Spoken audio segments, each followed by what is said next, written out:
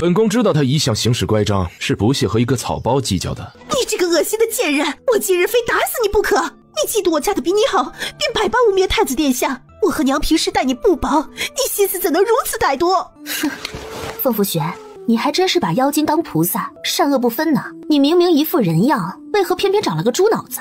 让你失望了，我对你家贱狗没有半点兴趣，你可一定要看紧它，千万别再让它跑出来乱咬人了。你这么恶毒，那就让你说说真心话吧，也顺便让扎太子享受一把被人戳脊梁骨的快乐滋味。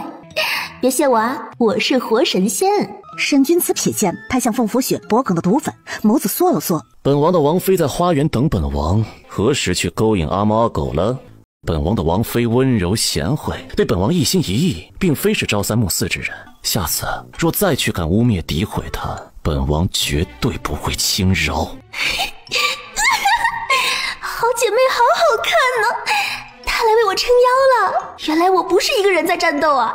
好姐妹，我给小绿查下了真心话大冒险，待会儿有好戏看哦。扎太子待会儿便会被爱妃当众揭短，以后怕是再也没有脸见人了。你呀，就等着看狗太子气得吐血身亡吧。嘿嘿嘿。哦，真该死，真想把这个女人给揍哭是怎么回事？本王明明是她的夫君，这蠢女人又说本王是什么好姐妹，是不是得狠狠地操她一顿，才可以让她清醒过来？凤扶摇，我和太子殿下两情相悦，彼此深爱着对方，岂容你这个大草包挑拨离间？你得不到太子殿下，便对他百般诋毁侮辱，你居心叵测，挑拨离间，你还是个人吗？殿下，这草包又在挑拨臣妾和您的关系，臣妾爱殿下入骨，岂容他人随意侮辱殿下？殿下，您看他多嚣张啊！您倒是管管他呀！雪儿乖，不哭了不哭了啊！你我之间真心相爱，乃是这天底下最坚定的感情。那些跳梁小丑，让他们去吧，谁来挑拨离间都不会影响我们的感情的。凤扶摇，你别太嚣张太过分，她乃本宫太子妃，本宫爱她还来不及，岂容你欺负她？以后不要再出现在本宫面前，本宫对你没有任何兴趣，别妄想再来勾引本宫。我说你们能不能不要恶心我了？隔夜饭都快呕出来了，今天的午膳算是白吃了。那么好的食材，吐了怪可惜的。你们俩可一定要锁死，千万不要出来祸害别人，我求你们了，真的！快快快，继续秀恩爱，不要停！待会儿一定让你们的脸打得啪啪作响。我很期待，当你的爱妃说出你不能人道时，你会是多么惊喜，多么意外的表情。恶毒的狗男人，明天你就闻名全城了，提前恭喜你哦。雪儿，你没事吧？有没有受伤？老爷，那个草包欺负雪儿，您一定要为他主持公道啊！这草包连太子殿下都不放在眼里，可怎么得了？你闭嘴，少说一句你会死吗？误会，都是误会，一家人吵吵闹闹也就过去了，千万不要因为误会伤了和气啊！太子殿下，离王殿下，来，一起去厅堂喝点茶水，休息休息。下官为二位准备了精致的茶点，待用完了茶点，下官便恭送二位回府。一行人各怀心事，别别扭扭的来到厅堂，坐下喝茶吃点心。凤扶摇慵懒的坐在椅子上，自顾自的拿着茶点吃得欢畅。凤福雪和姬夫人心里来气，对凤扶摇怒目而视，恨不得将他身上瞪出几个窟窿眼来。凤丞相忙着打圆场，绞尽脑汁的找话题。再过数日便是春闱了，又到了选拔人才的时候。大龙国有二位殿下兄弟同心，定会繁荣富强，千秋万代呀。然而两位殿下都冷哼一声，压根儿不接他的话。凤丞相将天聊死了，有些尴尬。正在此时，凤福雪突然感觉到身上传来一阵难以忍受的瘙痒，强忍着不去抓挠，然而浑身就像是有千百只虫子在爬似的，痒得他抓心挠肺的。更可怕的是，太子举起艰难之事，像块石头般压在他的心口，仿佛只有说出来才能缓解他浑身的瘙痒之症。爹娘，女儿心里苦啊。雪儿，我不是已经说过了，那件事情是误会吗？你又何必再提呢？一家人磕磕碰碰的，在所难免，这些小事不必放在心上。女儿嫁给太子殿下之后，过得并不幸福。太子殿下那方面不行，根本举不起来，而且他还是个虐待狂，明明不行，还特别喜欢同房，一同房便将女儿折磨得遍体鳞伤。女儿真的好命苦啊！说着挽起袖子，露出雪白娇嫩的手臂，那肌肤上大大小小的牙印，这个大瓜太劲爆了。众人面面相觑，凤丞相和姬夫人满脸不可置信。我的妈呀，没想到真相如此劲爆，这太子也太变态了吧？这是疯狗吗？天哪，这纯云真是太坏了，太坏了！可是我好像还挺欣赏的。哎呦，这该咋办呢？这凤福雪的话让太子整个人都蒙圈了，噗的一声，一口老血喷了出来。凤福雪，你刚才在说什么胡话？本宫何时不行了？啊！本宫何时不行了？明明是你这个不知廉耻的女人，哭着喊着求着本宫这么做的。你说本宫咬得越重，你才越快乐。本宫咬轻了，你还不乐意？你怎么如此下贱？你自己欲求不满，竟敢当众诋毁本宫！你这个不要脸的贱人，你不配当本宫的太子妃！本宫定会禀告父皇母后，将你这个贱人贬为贱妾！哎呦我的妈呀，这瓜够刺激的！3秒男实在太搞笑了，明明自己不行，是个虐待狂，还非要将过错推到自己女人身上。哼，你自己什么货色又不是不知道，往自己脸上贴金，有意思吗？你若真将凤福雪贬为贱妾，这才真正坐实了你不行的事实啊！哎，小瓜，没想到啊，没想到，真心话大冒险竟然如此阴损，嘿，我太喜欢了。你不是嫌弃毒粉不能杀人吗？要知道，杀人诛心才是最厉害的软刀子。殿下，臣妾错了，臣妾不是那个意思，是臣妾欲求不满，求殿下那么做的。这不是殿下的错，是臣妾的错。臣妾爱殿下入骨，怎会嫌弃殿下那方面不行呢？不是的，臣妾不是那个意思。殿下威猛神勇，臣妾万分喜欢。刚才只是一时糊涂。一时糊涂？殿下，雪儿刚才定是气你和瑶儿说话，所以才胡说八道，故意气您的，还请殿下息怒。殿下息怒，不要和他一般见识。夫妻嘛，床头打架床尾和，哪有不吵吵闹闹的？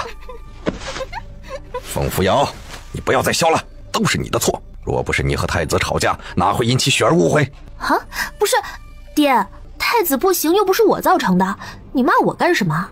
他们夫妻吵架关我何事啊？你怎么专捡软柿子捏呀？爹，你不是老糊涂了吧？你给我闭嘴！你不说话，没人拿你当哑巴。雪儿，赶紧向殿下认个错，以后切莫再要任性了。殿下，您和凤扶摇躲在花园说话，臣妾非常生气，所以才故意说气话气您的。雪儿对殿下一往情深，还请殿下不要生雪儿的气。雪儿，下次千万别再任性，信口开河气太子。你是太子妃，做人要宽容大度，万万不可拈酸吃醋。不要以为太子殿下宠你爱你，便肆无忌惮地气太子殿下，还不赶紧扶太子殿下回府？凤福雪慌忙爬起来去扶沈君逸，沈君逸却抬起脚狠狠地踹向凤福雪的胸口，怒气冲冲地拂袖而去，自顾自地坐上马车，头也不回地跑路了。殿下，您等等我呀！雪儿不是故意气您的，真的不是故意气您的。娘，太子殿下不要我了，他不要我了。女儿当众揭了他的短，他一定会将女儿给休了的。娘，女儿想要做太子妃，女儿不要被休。雪儿，你老实告诉爹娘，你刚才说的话到底是不是真的？太子他是否真的不举，而且还有虐待的癖好？凤福雪俏脸羞得通红，难堪的说不出话来，直垂着琴手，微微的点了点头。我苦命的儿啊，早知道娘便不将你许配给他，你这是羊入虎口，这以后你的日子可怎么过呀？他连举都举不起来，你如何为他生儿子继承皇位？他看着威武雄壮，可为何偏偏举不起来呀？我的老天爷！无知蠢妇，你闭嘴！你还嫌事情闹得不够大吗？太子殿下今日和雪儿回门闹得如此不快，如今之计只能马上将雪儿送回去，以息事宁人。今日我们已经给了他台阶下，只要他不蠢，便不会休掉雪儿，而是继续和他过日子。否则此事若是传扬出去，对他又有什么好处？可是他不能人道，还有虐待倾向，若他继续虐待雪儿怎么办？我可怜的儿，我这一想起来，心就揪揪的疼啊！当初皇后娘娘派人来为太子向雪儿提亲，我本欲拒绝，不想趟这趟浑水，奈何你们娘俩哭死哭活的，说什么太子和雪儿两情相悦，非要嫁给太子。这下好了，人已经嫁过去了，他是太子殿下，哪能说合理就合理？就算是火坑，雪儿也得往里跳。你有本事反抗太子殿下，还是有本事反抗整个皇室啊？难道你想拉着整个凤家为他陪葬吗？雪儿已经嫁给他了，嫁鸡随鸡，嫁狗随狗，无论过着怎么样的生活，这都是他的命。雪儿不要被休，雪儿要做太子妃，要当皇后。来人，背上马车，我和夫人亲自送太子妃回府。是。王爷，我们再待下去，怕是会被人嫌弃，该告辞回府了。走吧。两人会心一笑，并排来到外面，向凤丞相和戚夫人告辞。下官招待不周，还请殿下见谅。以后若有机会，殿下多陪瑶儿回来看看。凤府是他的娘家，没事多走动走动。凤丞相客气，以后有机会，本王定会多带瑶儿回来看看。瑶儿为人妻子，定当宽容大度，温柔贤惠，相夫教子，在家从父，嫁人从夫，切莫乱使性子，伤了夫妻感情。知道了，爹您去忙吧，我们就先回去了。哎呀，我的老爹呀，你见过2个女人睡在一起能生下一儿半女的吗？王爷他是断袖，哎，你说我能开枝散叶吗？我还头疼怎么攻略他呢。要我说呀，还是让凤福雪去为太子开枝散叶吧。真是的，这蠢女人又开始唧唧歪歪了，开口断袖，闭口断袖，还拿我当女人看，有完没完了？哎，狗奸臣真帅，坐在哪儿都是一道风景线，太养眼了。他若不是断袖，后宫爹也是人满为患，撕逼撕得死去活来吧。脸长得这么好看，不知毁容的那半张脸是什么样子。系统让我攻略他，到底如何才能攻略他呢？是让他爱上我吗？一个喜欢男人的断袖，到底该如何才能让他爱上我呢？哎，真是比登天还要难啊。他觉得他可以试一试。王爷，今日扎太子吃瘪，我非常高兴，要不您犒劳犒劳我好不好嘛？你想要本王如何犒劳你？只要不是狮子大开口，本王都能接受。我怎么会狮子大开口呢？那种事情我可做不出来。你陪我去逛街好不好？我想享受一把无限购的乐趣。无限购发生的所有支出都由你来承担，如何？何为无限购？本王从未听说过。无限购就是不限制购买的种类、数量和金额，想买什么就买什么，比如金银首饰、胭脂水粉、衣裙布料、各种美食等等。不过你可以放1万个心，我绝对不会买宅子、商铺、酒楼、赌场这些大件的。怎么样，王爷，能满足我这个小小的心愿吗？太子对你那么恶毒，我让他身败名裂，帮你报仇雪恨，你看我对你多好啊！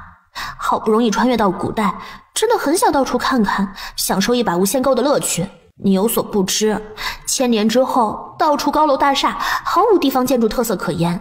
古代留下来的城门、宫殿、建筑等等，都成了旅游景点，到处人满为患。随便看个景点就得排几个时辰的队，连上个厕所都成问题。有人为了排队，活活被尿憋死啊，老可怜了。都不说别的，为了看你穿过的红裤衩，我足足排了1个时辰的队呢，腿都站麻了。结果遇到地震塌了，悲催穿越到这里，遇见了你。唉，我只有原主成长过程中的部分记忆，对其他事情基本上一无所知。好姐妹，做人不能太小气啊！你快答应我，快答应我吧，求你了！日期去长安城最繁华的王府大街，本王要陪王妃逛街购物吃美食。耶！王爷，你真是太好了，我爱死你了！这条街汇聚着长安城最有名的珠宝首饰铺，以及最高档的胭脂铺、顶级的绸缎铺、成衣铺等。最有名的珠宝首饰店有万宝阁、玲珑阁、流光阁等。长安城最好的酒楼明月楼便是在这条街上。另外还有着大龙国最有名的拍卖行万象楼，就在这条街的尽头。你从小在长安城里长大，应该知道这处繁华之地，不需我多加介绍了。好了，想买什么尽管挑吧，所有费用都由本王来承担，满足你无限购的要求。王爷，不管我选什么，你都会帮我买下来？当然，本王答应之事绝不反悔。哎，这家看着很不错，我们进去看看。太好了，终于能享受一把富人无限购的乐趣了。我要选最贵的首饰，买最好看的衣裳，吃最贵的美食。嘿嘿，反正好姐妹是我名义上的夫君，财产由我一半，不宰白不宰。哇，这女人竟然把我给当成了小肥羊，还不宰白不宰。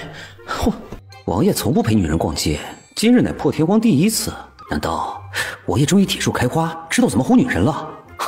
真是让人激动。民女欢迎王爷王妃大驾光临。小店珠宝首饰啊，应有尽有，全是当前时兴的高档货。就算是皇宫各位贵人，也在小店定制首饰。突然，凤飞发现有只金钗，看着十分眼熟。他强忍着激动的心情，让管事将金钗拿给自己看。就是这只金钗。我参观历史博物馆时，在大龙国宝藏区看见过。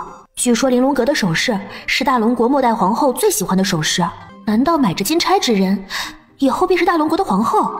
若是我将它买下来，岂不是将改写大龙国的历史啊？凤扶摇手上的这只金钗竟然可能改变大龙国的历史，那么是不是就说明3年后的沈君逸不会继承大龙国的皇位，而大龙国便不会灭亡？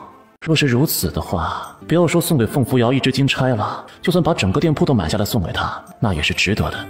管事，麻烦将贵店所有新货主打款式全部帮我取过来，我要仔细挑选。是，贵客稍等。小瓜，我挑出的这些首饰都是我前世在博物馆见过的款式。博物馆介绍，这些首饰都是大龙国历代皇后用过的陪葬品。可是我明明现在才看到这些首饰，怎么会是大龙国历代皇后用过的陪葬品呢？难道记载有误？还是说我前世看见的和现在看见的不是一样的东西？如果我将这些首饰都买下来，会不会改变历史啊？既然是历史，那便有符合历史的和不符合历史的情况。皇后死去时临时定这些首饰陪葬也是有可能的。历史记载你上吊身亡，你现在不还是活得好好的？大概率现在的大龙国已经是衍生出另一个平行世界，有无限种结局可能。你呀，只需尽一切可能阻止大龙国3年后的灭亡，否则你我结局都会很惨的。为了阻止大龙国灭亡，那我将这些首饰都买下来。反正买单的不是我，而是那个大冤种，一头待宰的小肥羊。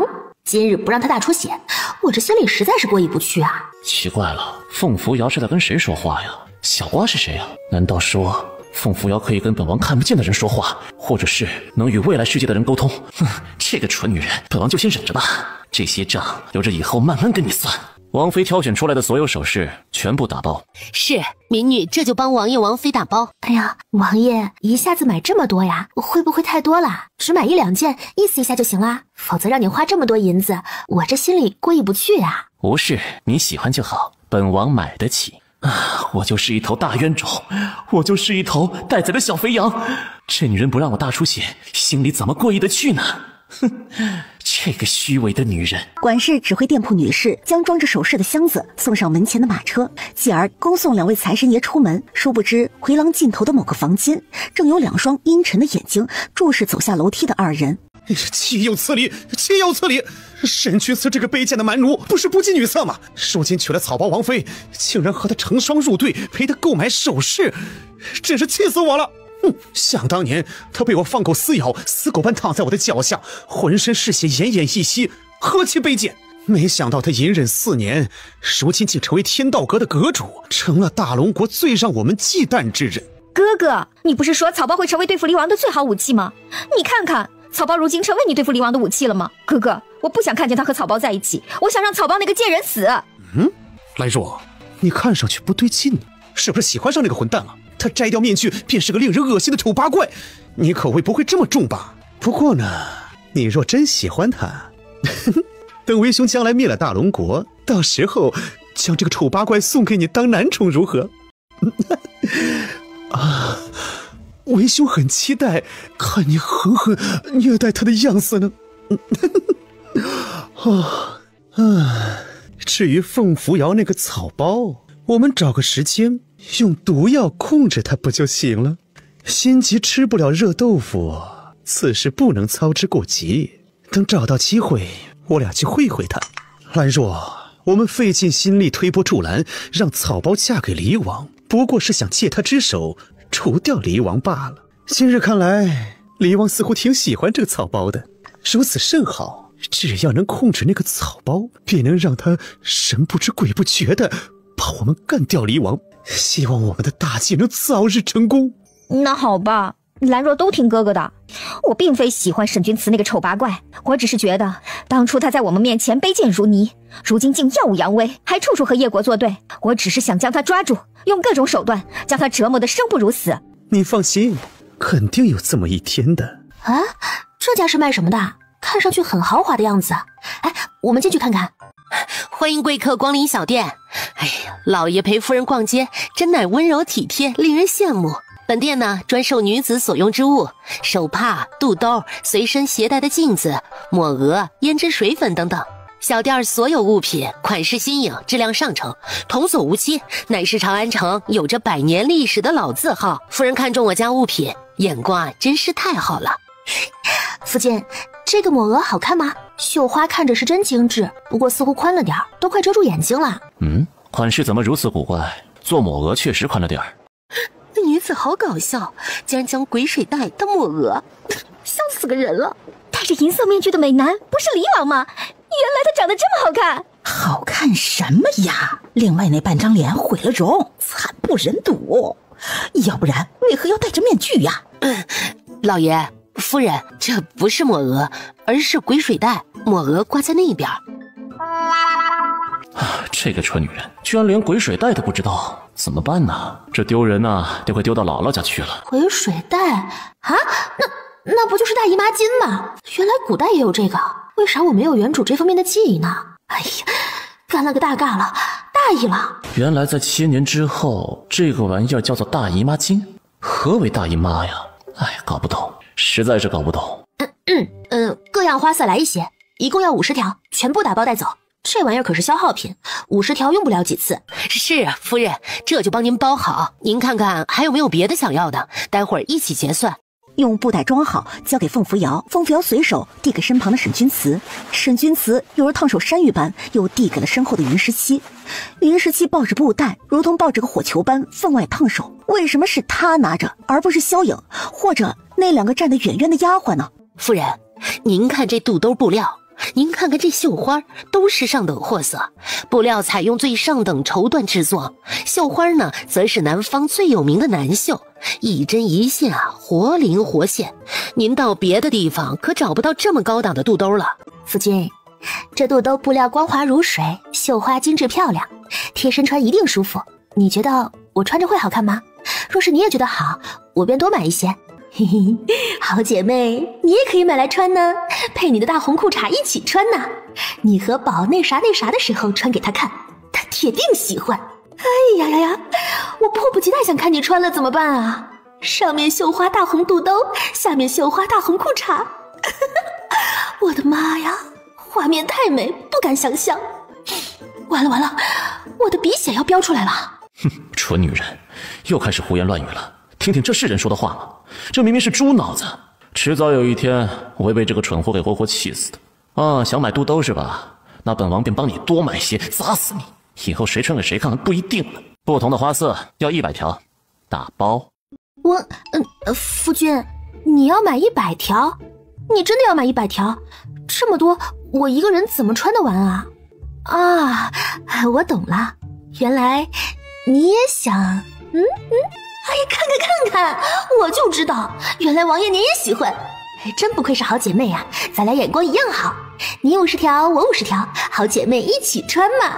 哎呀，至于攻略什么的，慢慢来吧，我不着急的。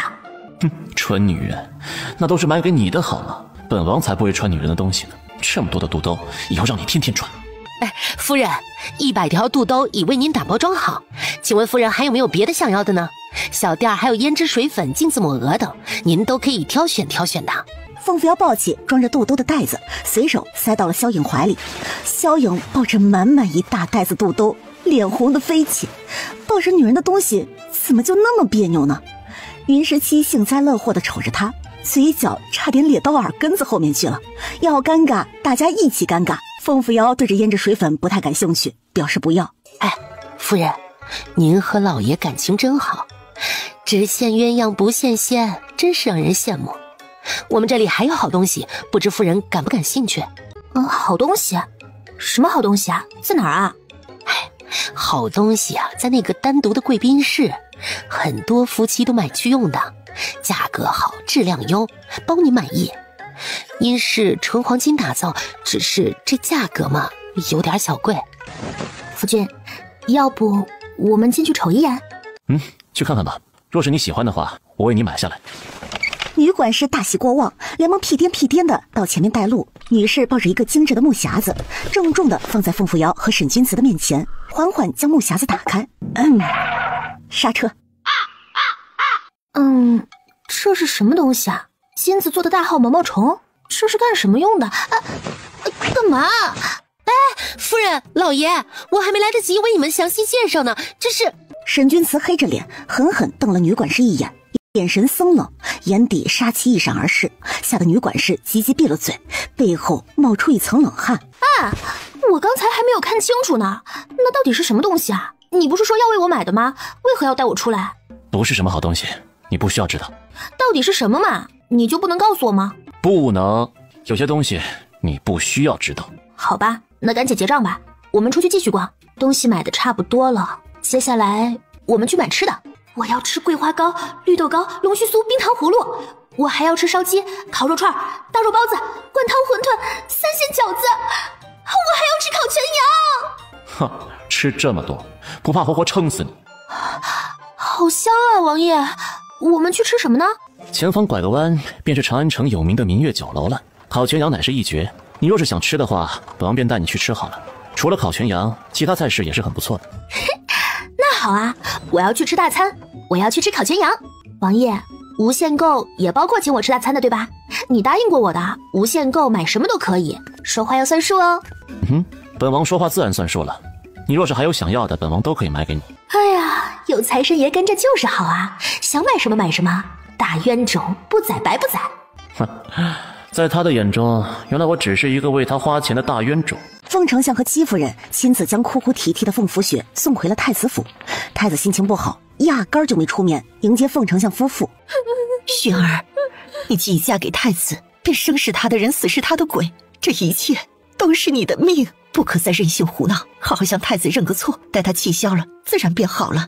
太子身体有疾，并非他的错，也并非绝症，好好治疗，定能治好的。你身为他的太子妃，一定要好好的对他，为人妻子要温柔贤惠，懂得忍让。以后你是要当皇后之人，万万不可任性妄为，口无遮拦。是，女儿知晓了，爹和娘请回吧，女儿知道如何做的。凤福雪送凤丞相和戚夫人离去后，慢慢回到寝殿。今日之事不可外传，若是让我知道你们私下乱传，定会要了你们狗命。是，奴婢记住了。凤福雪来到书房门口，却被吴坤挡住了。属下见过太子妃，太子殿下叮嘱不要进去打扰。书房中怎会有女子声音？太子殿下和谁在里面？启禀太子妃，萧良娣在里面和殿下说话。早知如此，他为何不让凤扶摇那个草包嫁给太子呢？该下地狱的是凤扶摇那个草包才是。哼，太子殿下今日为何将姐姐扔在娘家，自己气冲冲跑回来？听闻姐姐和太子殿下青梅竹马，感情也不过如此嘛。太子殿下很勇猛哦，姐姐要不要进去试一试？你们新婚燕尔，太子殿下一定会加倍疼惜你的。凤福雪盯着萧良娣又红又肿破了皮的唇瓣，娇躯瑟瑟发抖。凤福雪望着书房的门，如同望着18层地狱般恐怖，一咬牙推开书房门走了进去。沈君逸慵懒地坐在书桌前的椅子上，面色阴沉。凤福雪，你不是对本宫百般嫌弃吗？还回来干什么？就算没有你，以后有无数女子做梦都想成为本宫的女人。你以为你是什么东西，竟敢随意败坏本宫的名声？滚回凤府，太子府不欢迎你。殿下，臣妾错了，请殿下原谅臣妾吧。臣妾见您和凤扶摇在花园偷偷说话，担心您被那个草包抢走，所以臣妾才会口无遮拦，故意说气话气您。臣妾从小仰慕陛下，做梦都想要嫁给陛下，成为陛下的女人。殿下是臣妾最爱的男人，也是臣妾青梅竹马的表哥，臣妾爱您都来不及，又怎会嫌弃您呢？殿下，您就原谅臣妾好不好？臣妾一定会乖乖听您的话，殿下要臣妾做什么，臣妾都愿意。沈君逸盯着凤福雪娇俏的容颜，突然抬起手狠狠地扇了他一耳光。贱人，你以为是本宫想变成废人吗？本宫这一生最恨别人拿本宫的身体说事儿。身为本宫的太子妃，不但不维护本宫，还当着那么多人的面诋毁羞辱本宫。本宫光是想一想，便想宰了你，将你碎尸万段。殿下，臣妾知错，臣妾知错了，臣妾以后再也不敢了。今日臣妾浑身瘙痒，也不知为何要说出那件事，求求殿下饶了臣妾吧，臣妾再也不敢了。又是2巴掌落在凤福雪另外半张脸上。表哥，求求你不要打了，雪儿知错了，以后雪儿都会乖乖听表哥的话，再也不敢了。贱人，你让本宫丢尽颜面，不本宫要杀你如同碾死一只蚂蚁一样简单。本宫没杀你已经是很给你面子了。你不是要听本宫的话吗？那就随本宫来，让本宫看看你的表现。沈君逸的手指差点戳进凤福雪的眼眶，用力拽着凤福雪的头发，像拖一条死狗般将她拖进与书房相连的房间。片刻后，房间内传出男人猖狂的笑声和女人凄惨的哭喊声。半个时辰后，凤福雪是被人抬出书房的。太子府的太医很快被宣了上来，为凤福雪处理伤口，照常开一些止血疗伤的药膏。烟柳嫣红按照太医的叮嘱，为凤福雪涂抹伤口。望着小姐凄惨的模样，一边小心地为她上药，一边哭红了眼。难道小姐费尽心思嫁的男人就是这样一个虐待狂吗？直到傍晚天黑，凤福雪才在针扎般的疼痛中悠悠醒过来。你不要过来，你不要过来！凤福雪，你可知你在说什么？别给脸不要脸！殿下，臣妾很爱你。待臣妾身体恢复之后，再好好侍候殿下。殿下先让臣妾好好休息，好吗？今晚好好休息，本宫去别处睡。沈君逸转怒为喜，缓和了脸色。刚刚走出房间，吴坤便来向他禀报：王爷，大事不好，长安城到处都在传您那方面不行，还是虐待狂。华灯初上，长安城最有名的酒楼明月楼某个包间内，外酥里嫩，唇齿留香，太好吃了！王爷你也吃啊，真的蛮好吃的。小瓜，我前世是个穷学生，还没有吃过烤全羊呢，今日终于吃到了。前世的烤全羊近1000块钱一只呢。哎，原来烤全羊这么好吃，是我吃过的最好吃的菜肴了。哎，小瓜，你发现了没有？今日的李王看上去特别帅，特别是那双眼睛，仿佛藏着星辰大海一般，不灵不灵的。哎呀，那是我见过的长得最好看的眼睛。母后，皇姐和皇兄斗骂儿臣是怪物，是从垃圾里捡来的野孩子。不但如此，他们还一起打儿臣，将儿臣的牙都打掉了。谁让你的性格如此古怪，皮肤白得跟鬼似的，看着真让人不舒服。以后啊，你少去惹你皇姐和皇兄。你皇兄以后是要当太子之人，你应该好好辅佐他，尊重他，而不是有一点小事便去责怪他。小瓜，你说黎王平时会不会和他的宝来这里吃烤全羊？黎王喂给他的宝吃，他的宝喂给他吃，郎情妾意，你侬我侬，那场面一定很刺激啊！我帮你搜索了一下系统，他们一共来了25次，每次都会点烤全羊食用的。竟然来了这么多次啊！说实话，黎王此人虽然腹黑狡诈，却十分优秀，我非常欣赏他。虽然攻略他比登月球还难，不过我会努力的。哼，这个蠢女人，吃饭也堵不住你的嘴啊！又在诋毁本王的清誉，迟早有一天，你会对你今日所说过的话感到后悔。王爷，我吃得太饱了，好难受啊！下次再也不吃这么多了。这儿离王府远不远啊？要不咱们走回去消消食吧？不甚远，这条路的尽头拐个弯，再往前走片刻便是离王府。两人顺着热闹的街道慢慢向前行走，街道两旁布满了各种夜市的摊贩，照明的灯笼一直蜿蜒向前，路上行人熙熙攘攘的。凤扶摇一边走一边在各个摊贩前挑挑选选，兴致盎然。哎呀，我的腿呀！哎呀，我的腿被你撞瘸了呀！哎呀，小姑娘，你走路不看路的吧？看我糟老头子好欺负，便使劲撞我是吧？我的腿好不容易好了，又被你给撞断了，你说怎么办吧？这么多人都看着呢，你想赖账门都没有！老头子对沈君慈使了一个眼色，得意的不得了。这老顽童闲得蛋疼呢，穿帮了可怎么办？这位老伯，我扶你起来吧。你说我撞到了你，还撞断了你的腿，你如何证明你的腿是我撞断的？你腿上绷带的血迹看着不像是很新鲜啊。哎呀，你真的撞到我了，我这腿呀一下子就被你给撞断了。若不是你撞的，你为何要扶我呀？哎呀，我这可怜的腿呀！哎呀，偷的老兄死去活来呀！哎呀，小姑娘，你撞断我的腿，你得赔我500两银子，否则别想走。小瓜，这糟老头子一看就是碰瓷的，这么宽的路他不走，偏偏要来撞我。哎，你说我要不要揭穿他的阴谋，让他当众出丑？嘿嘿，我觉得可行。宿主，赶紧行动啊！这糟老头子内功了得，你可得小心些。小姑娘，赶紧给大爷赔点银子，道歉呐！对，小姑娘，你衣衫华贵，一看便是非富即贵，赶紧给人老大爷赔点银子，你可不能欺负老弱病残呐！哼，老伯，你的腿是金子做的吗？一开口便有500两银子，你怎么不去抢？您干脆去抢得了。狮子大开口，这老头子是王爷的师尊，这是来试探王妃是不是草包的吧？有好戏看了。大家静一静，若是我真的将老大爷的腿撞断了，我定会负责到底。可若是没有撞断，老伯，你想要500两银子的赔偿是吧？必须500两，少1两都不行。小姑娘，你一看便是非富即贵，500两对你来说小菜一碟。若你不肯乖乖赔偿，我便到处宣扬，让你以后在长安城抬不起头来。好说好说，不就是500两银子吗？我赔得起。果然是个草包啊！不过呢，老伯，你打开绷带，让我看看你的伤势。如果伤势严重，我愿意赔你1000两银子。哎，小姑娘，不用看了，我怕污了你的眼，你直接给我银子就行，我不要1000两，500两就行了。你看我多善良。春燕、春香，去把大爷腿上的绷带扯开，让我看看。不管有没有事，我总要看一眼才能放心。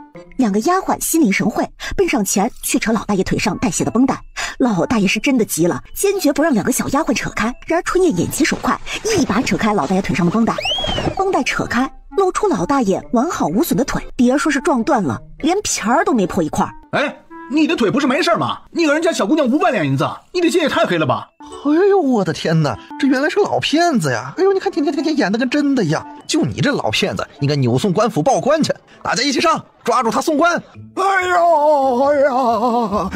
老小受的乃是内伤，里面骨头断了，你们看得出来吧？哎呀，我不管，小姑娘，你必须赔偿我500两银子，否则我便将你撞倒老人，还虐待老人之事传遍长安城，把你名声搞臭，让你以后再也嫁不了人。凤扶摇见老头子死猪不怕开水烫的样子，弯腰从一旁的摊位上拾起一根扁担，对着老大爷的腿比划了几下。老伯，500两银子我一定赔给你。不过呢，想要我赔银子，我得先敲断你的腿，否则我的银子岂不是白花了？你个臭丫头，说好赔偿银子的，竟然玩阴的！我呸！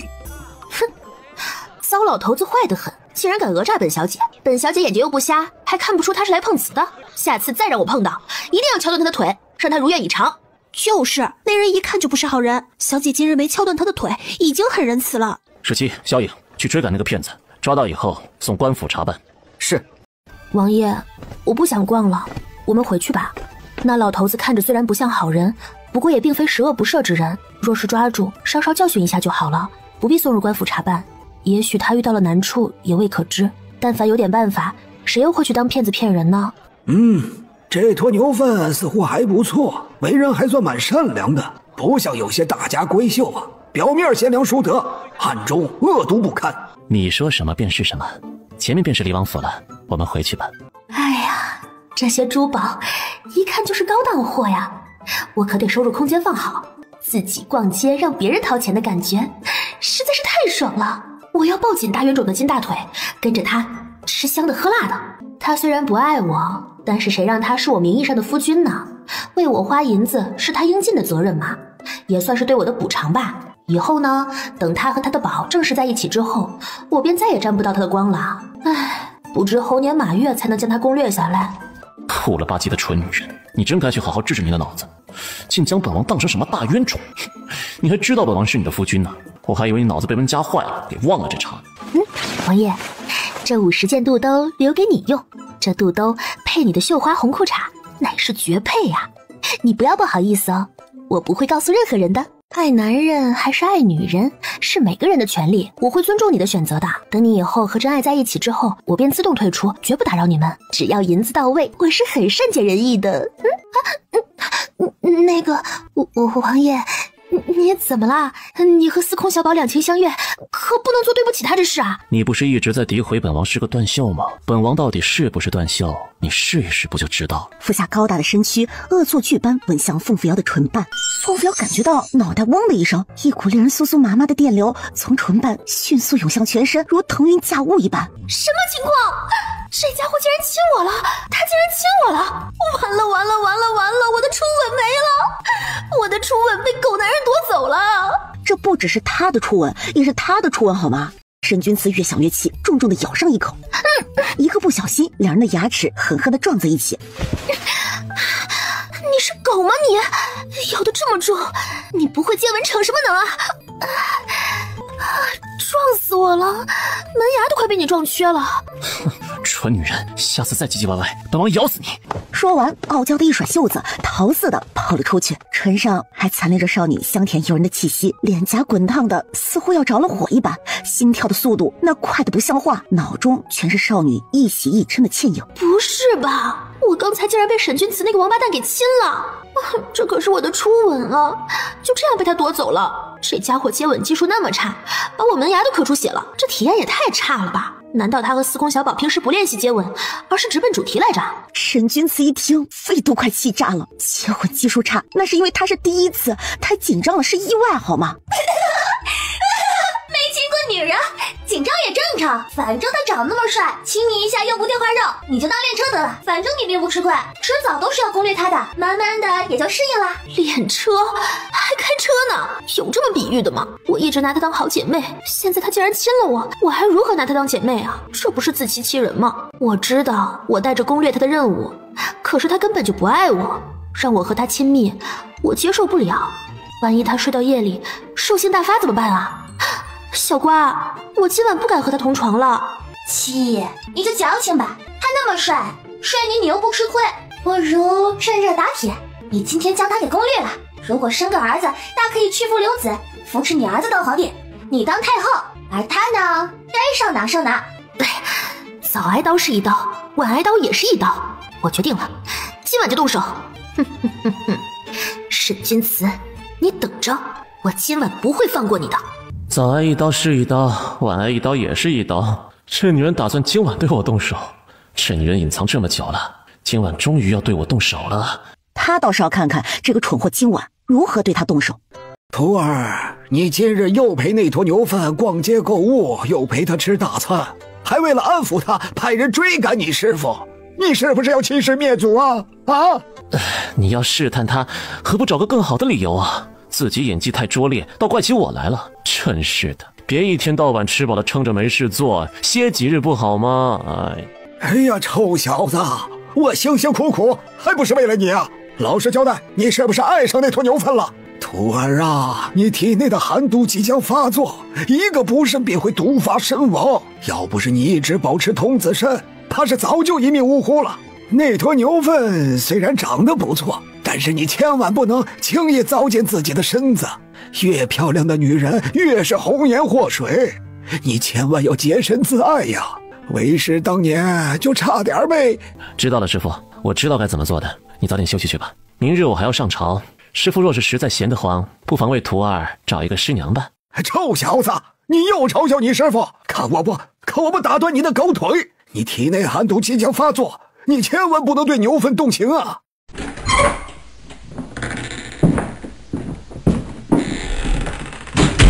王爷，您沐浴完啦？人家等你很久了。看看这女人果真是打算用美人计勾引他。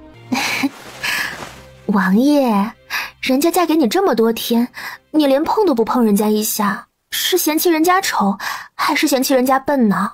王爷，不如我们今晚共度春宵好不好？沈君慈一脸警戒地看着他，身体因为戒备而紧绷着，眸底深邃冰冷，不语。王爷，我们先来喝一杯可好？今晚月色正好，适合花前月下。哼，难道这个蠢女人是打算将我灌醉了以后再动手？哼，为了杀我，她竟然做了这么多的准备，还真是处心积虑呀。王爷，这葡萄美酒是我从库房中找出来的，管家来福说是皇上赏赐给王爷的，我未问过你意思，便拿出来喝。王爷你不会生气吧？哼，王妃真是好兴致，真乃酒不醉人人自醉呀。本王早已说过，你长家以后便有着决定权，库房中的东西随便使用，无需问过本王。哎，王爷，快端起来喝呀！来，让我们干一杯。沈君慈端起酒杯，凑近鼻下嗅了嗅，酒香浓郁，甘醇香甜，没有任何异味。王爷，干杯！认识你很高兴。王妃，干杯！认识你我也很高兴。哇，这酒真好喝，清甜可口，还带着淡淡的花香。我从来没有喝过这么好喝的葡萄酒。来，我们继续，先喝几杯壮壮胆，等胆子肥了再将他扑倒。哼，今晚无论如何都要将他拿下，免得夜长梦多。哎，这蠢女人真是贼心不死，是铁了心要对付我。好啊，那就试试吧，看看到底是谁将谁给拿下。这美酒确实不错，王妃喜欢喝，不妨就多喝几杯吧。听说葡萄酒有着美容养颜的功效，多喝对女人是有好处的。凤扶摇笑眯眯地端起酒杯，再次一饮而尽，一连3杯美酒。酒量不错，我们继续吧。真的能养颜美容吗？那我多喝一点，我的酒量很好的，是不会喝醉的。待会儿你喝醉了，可不许发酒疯啊！哎，你酒量这么好，你怎么会喝醉嘛？凤扶摇接连喝了几杯酒，眼神逐渐的变得迷离。滚滚，我好久没见你了，我好想你啊！我父母都不在了，只有我们俩相依为命。滚滚，我好像穿越了，我还嫁给了一个杀人不眨眼的大奸臣。如果他不爱上我，3年之后我就会死了。滚滚，我该怎么办呀？我攻略不下他，我快死了。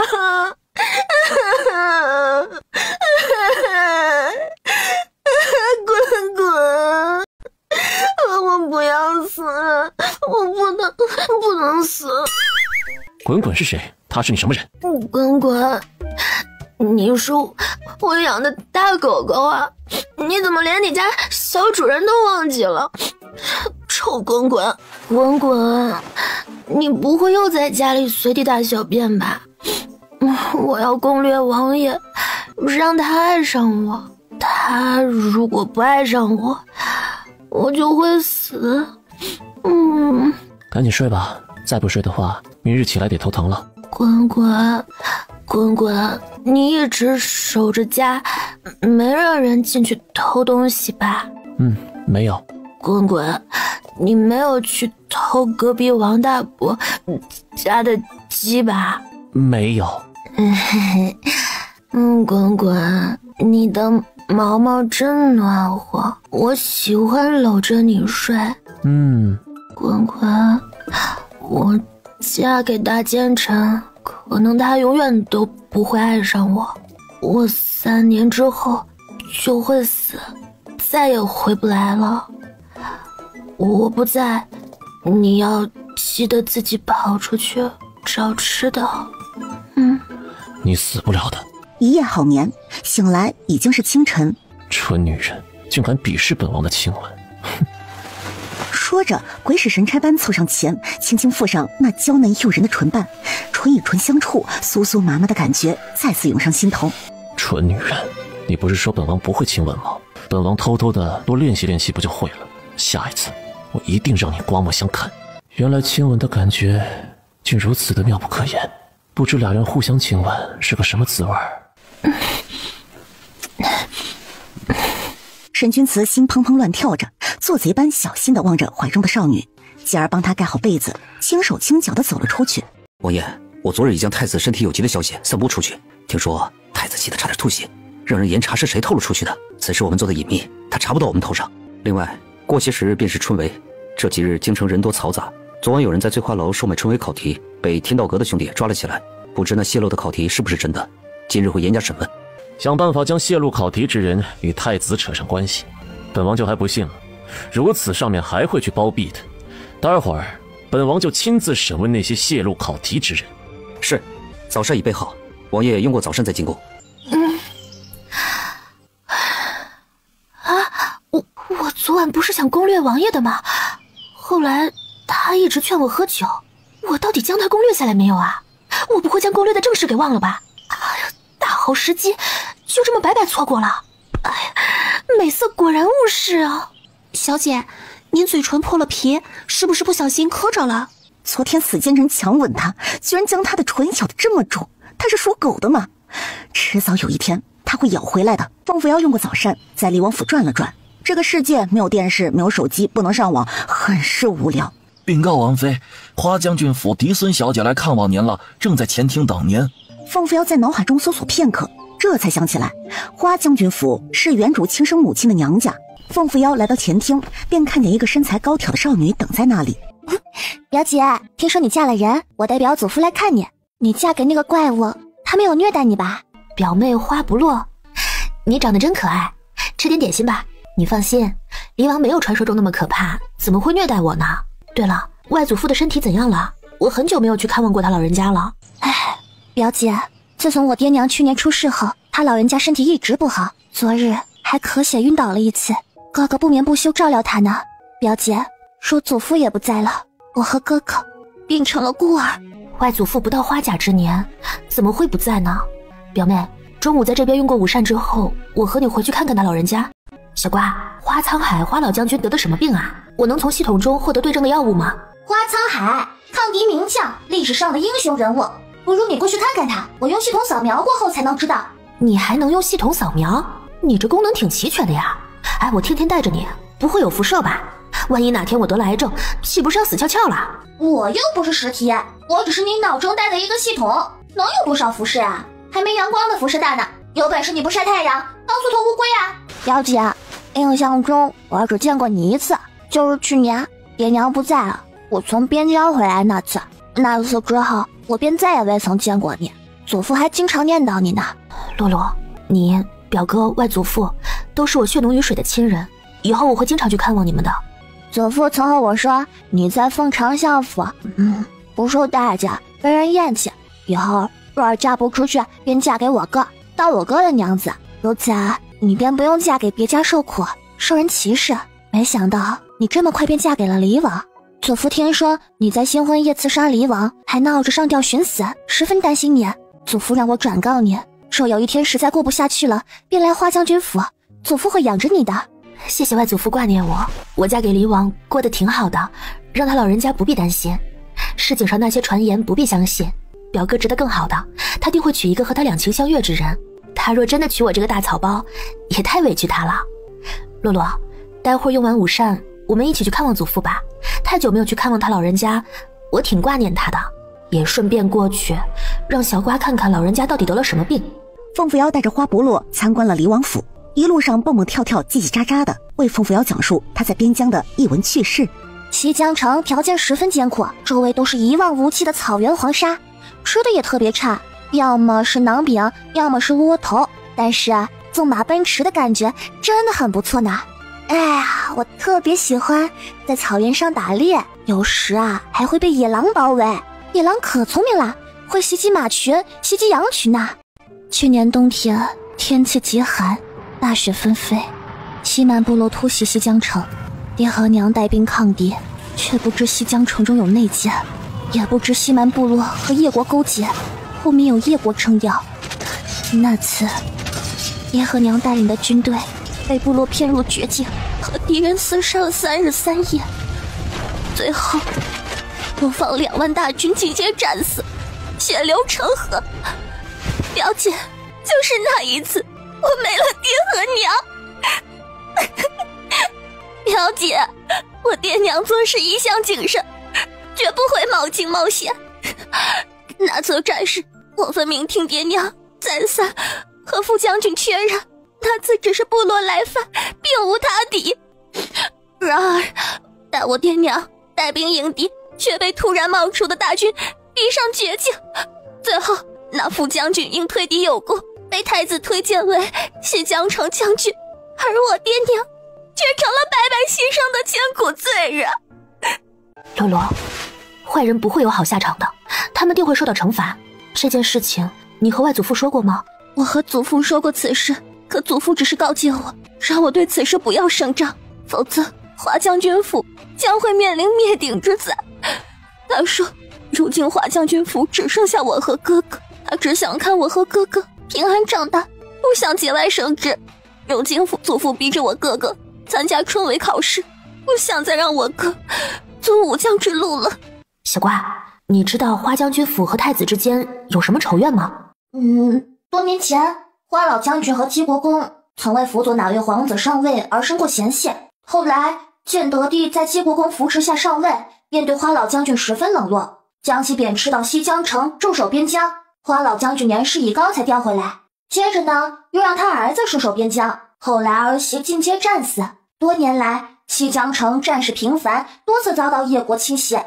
花老将军建议大龙国朝廷在西江城增派重兵把守，然而齐国公提议让大龙国派皇子当人质求和，皇帝采纳了齐国公的意见，便派了8岁的黎王前去当人质。4年后，黎王才回到长安城。官场如战场，尔虞我诈，岂是一件事2件事说得明白的？凤扶摇暗暗叹息，也是无可奈何。他带着花不落去库房，找了一些滋补的人参、灵芝等补品，打算午膳后去花将军府看望花将军。表姐，黎王府的库房装得好满，不像花将军府的库房空荡荡的，什么都没有。祖父打了一辈子仗，家里都打空了，别人做官，家里奴仆成群，金银堆成山。我们家倒好，家徒四壁，连件好衣服都捞不着。凤扶摇听花不落如此说，于是又让管家来福取来几个大口袋，什么腊肉、鱿鱼干、陆府肉干、米面、猪油等杂七杂八的，满满装了几大袋子。瞅着堆积成山的布料，又装了2大袋各色的布料。表姐，会不会太多了？下人不会说3到4吧？多吗？哪里多了？我是王府女主人，我说了算。这些东西放置久了也会发霉变质，还不如物尽所用。来福，午膳之后我去花将军府看望外祖父。是王妃。王妃，若是王爷问起，奴才该如何回答？还能怎么回答呀？你就说我将东西送到花将军府看望花老将军啊。花老将军保家卫国，戎马一生，战功无数，送点东西怎么啦？怎么？你有意见？你不会和张嬷嬷一样想留着自己用吧？哟，哪里，王妃乃王府女主人，想怎么拿就怎么拿，小的怎敢有意见呢？想必王爷也和奴才是一样的想法，就算打死奴才也不敢学张嬷嬷中饱私囊啊。那就赶紧搬上去啊，站着像跟呆瓜似的，愣着干什么？是。来福，为何搬走这么多东西啊？难道王妃要离家出走？沈兄，你家娘子要离家出走了，你打算怎么办呀？他昨日只是恶作剧吻了她而已，有必要离家出走吗？小的见过王爷，见过司空公子。王爷是这样的，今日花将军府嫡孙女来看望王妃。王妃听说花老将军身子不舒服，便备了些礼物，打算午膳后去看望花他老人家，并非王妃离家出走。花将军的嫡孙女听着似乎有几分熟悉啊！不会是那个打败长安城无敌手，俗称男人婆的花不落吧？好可怕！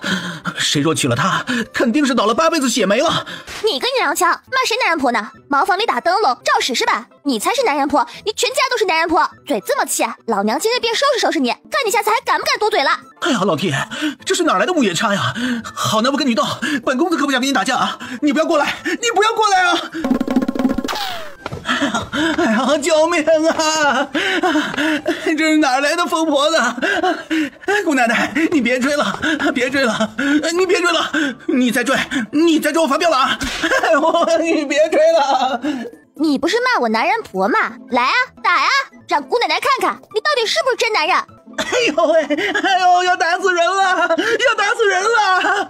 救命啊！洛洛，别打了，快别打了！你今日要去看望花老将军？今日表妹过来看我，说我外祖父病得有些重，所以我过去看看他。那个，我从库房中拿了些东西送过去，你不会有意见吧？你可别忘了，我也是这黎王府的主人，财产有我一半的。你是男人，做男人不能太小气，男人太小气，以后是不会有出息的。来福，王爷，奴才在。按照王妃准备的礼物，另外再准备一份一样的，一起送往花将军府，就说是本王与王妃一起送的。啊！还愣着干什么？赶紧去准备。好的，奴才这就去准备。王爷，你太客气了，如此我便代外祖父谢谢你啦。你我之间何须如此的客气呢？你的外祖父便是本王的外祖父。这样的离王，态度温和，人情味十足，真是不错。不像其他男人那般小肚鸡肠、斤斤计较。我是真没想到他会让人再准备一份礼物，毕竟我拿了这么多东西，还真有点心虚呢。史料记载他是冷酷无情的大奸臣，我怎么觉得他并不像历史记载的那么坏呢？哎呦，姑奶奶别打了，别打了，再打就出人命了。洛洛，别打了，再打就出人命了。你把司空公子的眼睛都打肿了。让你屎壳郎打哈欠，一张臭嘴臭死人。下次再嘴气，我便卸掉你的脑袋，让你变成残废。司空小宝灰头土脸，挣扎着从地上爬起来。凤扶摇本以为这家伙会愤怒地打回去，然而他却从怀里掏出一面小镜子，对着自己的脸左照照右照照，还吐了一口唾沫，将散落的头发仔细地往后抹平。咦，你还真是一个不折不扣的自恋狂啊！进棺材前都不忘整理一下仪容呢，真是怕死了，吓着阎王爷他老人家吗？洛洛，你的嘴太损了，不过真的好形象啊。哼，好男不跟女斗，小爷看在你是女人的份上，并未还手。但是下次小爷不会再这么仁慈了。小爷被你打破了相，若是找不着媳妇儿，你得负责。你这种自恋狂，干脆嫁给自己得了。每天起床照照镜子，都会被自己活活美死。谁瞎了眼会嫁给你这种娘腔啊？全天下男人都死绝了，姑奶奶也不会嫁给你的。说的好像小爷愿意娶你似的，你也不照照镜子，看看自己什么德行。司空娘娘腔，又想死了是吧？慈兄救命！有人要谋杀亲夫了！你个王八蛋，你闭嘴！再胡言乱语，我抽死你！然而沈君慈懒得理会他们，抬起大长腿走到凤扶摇身边。他们愿意闹腾，便让他们闹腾去吧。你陪本王去用午膳。这奸臣为何会牵我的手？昨夜喝醉之后，我到底对他做了什么呀？天哪，我昨夜不会喝醉酒真将他给睡了吧？可为何我一点感觉都没有啊？看看他的宝多委屈啊，眼睛都快翻到天上去了。我不会怀孕生孩子吧？如果他非要选司空小宝，我便去父留子，自己带着孩子过日子。喂，将我给睡了，蠢女人胳膊上的手工纱都还在，自己有没有被人睡都不知道吗？天下有这么蠢的女人吗？去父留子，竟想赶走父亲留下孩子，胆子真是越来越肥了呢，真是。洛洛的父母是被扎太子和如今的西江城将军，曾经的副将李相峰勾结合谋害死的。可怜我两位大哥也在他手下办事，3年之后，正是他诬陷我两位大哥的。不知狗奸臣知不知道此事？西江城乃大龙国和叶国之间的要塞，若不铲除这颗毒瘤，3年之后，叶国便会通过西江城攻入大龙国。如今正是拔除这颗毒瘤的好时机。他一定会想办法拔出西江城这颗毒瘤的。膳厅的桌面上早已摆满了美味佳肴，凤扶摇甩开沈君慈的手，想坐到花不落的身边。就坐在这儿，陪本王一起坐，赶紧趁热吃了吧，凉了就不好吃了。本王不知你爱吃什么菜，所以让来福多准备了些。下次想吃什么菜，你自己告诉来福，让他准备。知道了，谢谢王爷。王爷，你也吃。好吃，真好吃，还是表姐家的饭菜好吃。我以前在西江城的时候，经常是南饼和窝头就是咸菜，连个像样的菜都没有。表姐，以后我要天天来你家蹭饭。喜欢蹭饭就天天过来，保证让你吃饱吃好。真不愧是新婚的夫妻啊，恩恩爱爱，真叫人羡慕。师兄，你我也相识这么多年了，也没见你为我做好吃的呀。明明是我先认识你的，你也太偏心了吧？你连碗里的饭菜都不看了。看吧，司空小宝都吃醋了，他俩果然不对劲儿。我就说他俩有奸情吧，狗男人是如何做到在相好的人面前为别人夹菜的？不吃就滚啊，哪来那么多废话？吃饭也堵不住你那张嘴是吧？就是尿桶里面进酸梅，又酸又臭，吃饭也堵不住那张臭嘴，不吃就滚，还真把自己当根葱了。你不是也跟我一样是个蹭饭的吗？有什么资格说我呀？你看看你，左一碗右一碗，跟饿死鬼投胎似的，以后谁娶了你啊？真是倒了8辈子血没了。娘腔，你说谁饭桶呢？我吃你家大米了，刚才没把你收拾好是吧？要不要再来几下？哎呀，好了好了，你俩都别吵了，先好好吃饭吧。有什么话等吃完饭再说。待会儿我们还要去花将军府看望外祖父，王爷和司空公子下午还要去上朝，都好好吃饭吧。瑶儿，你终于肯来看望外祖父了。你嫁给离王过得可好？外祖父，瑶儿来看您了。以前是瑶儿不懂事，一直不来看您，也不和花将军府走动。以后瑶儿不会不懂事了。瑶儿现在长大了。好，以后若是受了委屈呀，便来此处找外祖父，外祖父定会为你撑腰。有外祖父一口饭吃，便不会饿着你。不管何时啊，都不能委屈自己。瑶儿知道了，外祖父。祖父，我将表姐请了过来，是不是很厉害？表姐和王爷还为您带了很多礼物呢。将东西卸下来，收进祖父屋里去。那些补品都是王妃和王爷孝敬祖父的。哎呦，瑶儿，使不得呀！赶紧送回去，这些礼物太贵重了，传出去，无论是对你还是对你外祖父，名声都不好听。外祖父不要什么礼物，只要你和离王过得幸福就好。赶紧送回去吧！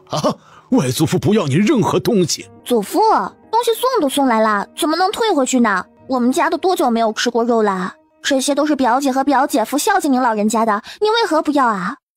奴才离王府管家来福，特奉离王之命，将礼物送到花将军府。离王吩咐，礼物乃是他和王妃精心准备，是孝敬花老将军这位横刀立马、战功赫赫的外祖父的，更是晚辈的一点心意，还请老将军不要嫌弃。王爷还说，他以后会和您的外孙女多多孝敬您，让您安享晚年。礼物已经送到，奴才先带着马车回去了。哎呀，还请来福管家代老朽谢过离王殿下，仅此一次，下不为例。花将军府虽穷，但还不至于饿死。只要殿下和老朽的外孙女过得幸福，老朽便知足了。是。小瓜，查到了吗？我外祖父得的什么病啊？为何看上去如此虚弱？花老将军得的乃是消渴症，也就是后世的糖尿病。这种病在这个时代乃是绝症，除非你能获得胰岛素，否则病人只有等死的份儿。这么严重？我如何才能获得胰岛素？我想救他老人家，只要能救老人家，我一定会努力去做的。经过系统得知，只要他完成任务，便有获得奖励的机会。凤府要让花不落拿来纸和笔，将禁忌食物详细的列了出来。咦，瑶瑶，你写的都是些什么字啊？我为何一个都不认识？大家都说你是大字不识的草包，你果然不会写字呢。嘿，小鹿，你是怎么和王妃说话的？以后说话注意点，不要对她不敬，你这是以下犯上，知道不？哎呀，没事啦，外祖父，洛洛是我表妹，我们之间不许客气。我以前恰好接触过你这种病症的病人，所以知道一些饮食禁忌。我的字写的确实不怎么样，歪歪扭扭，跟狗爬似的。洛洛，不如我来说，你来写。花不落拿起笔，凤府要一边说，他一边记录。写完之后，看了看纸上的禁忌和偏方。祖父最喜欢的事便是早晚一杯酒，这是他多少年养成的习惯。你若不让他喝酒，这不是要他老命吗？还有这个灰豆疤，真的能帮祖父治病吗？是啊，我老头子唯一的嗜好便是饮酒。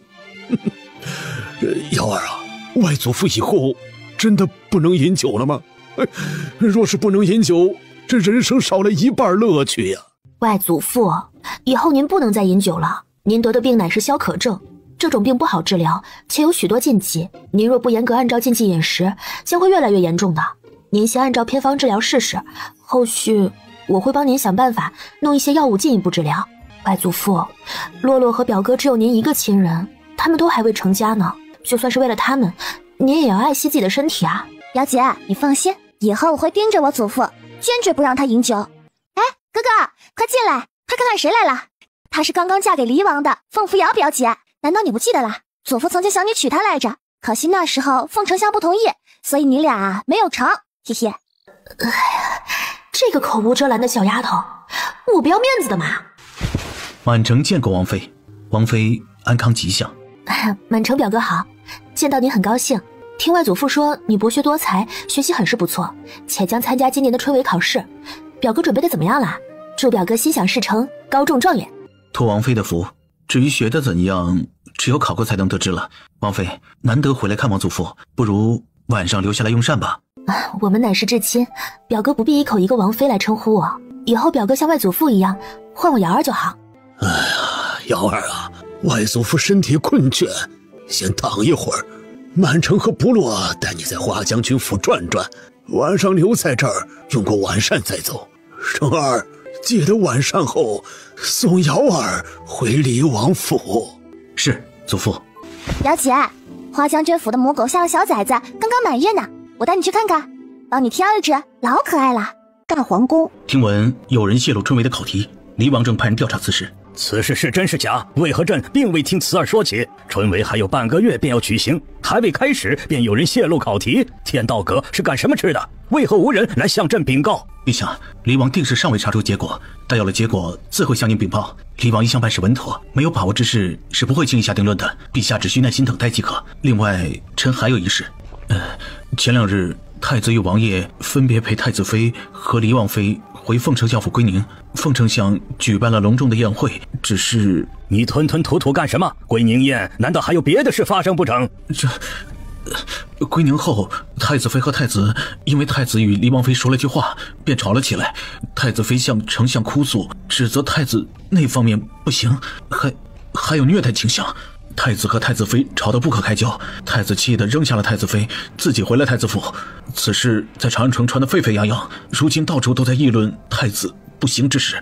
太子身体一向很好，屋内并不缺姬妾美人，怎么会不行？再说皇后从未向朕提过此事，若太子身体真有问题，她定会告知朕一声。莫不是太子妃心胸狭窄，嫉妒太子与离王妃说话，所以才口不择言？若是如此，她如何配得上那太子妃之位？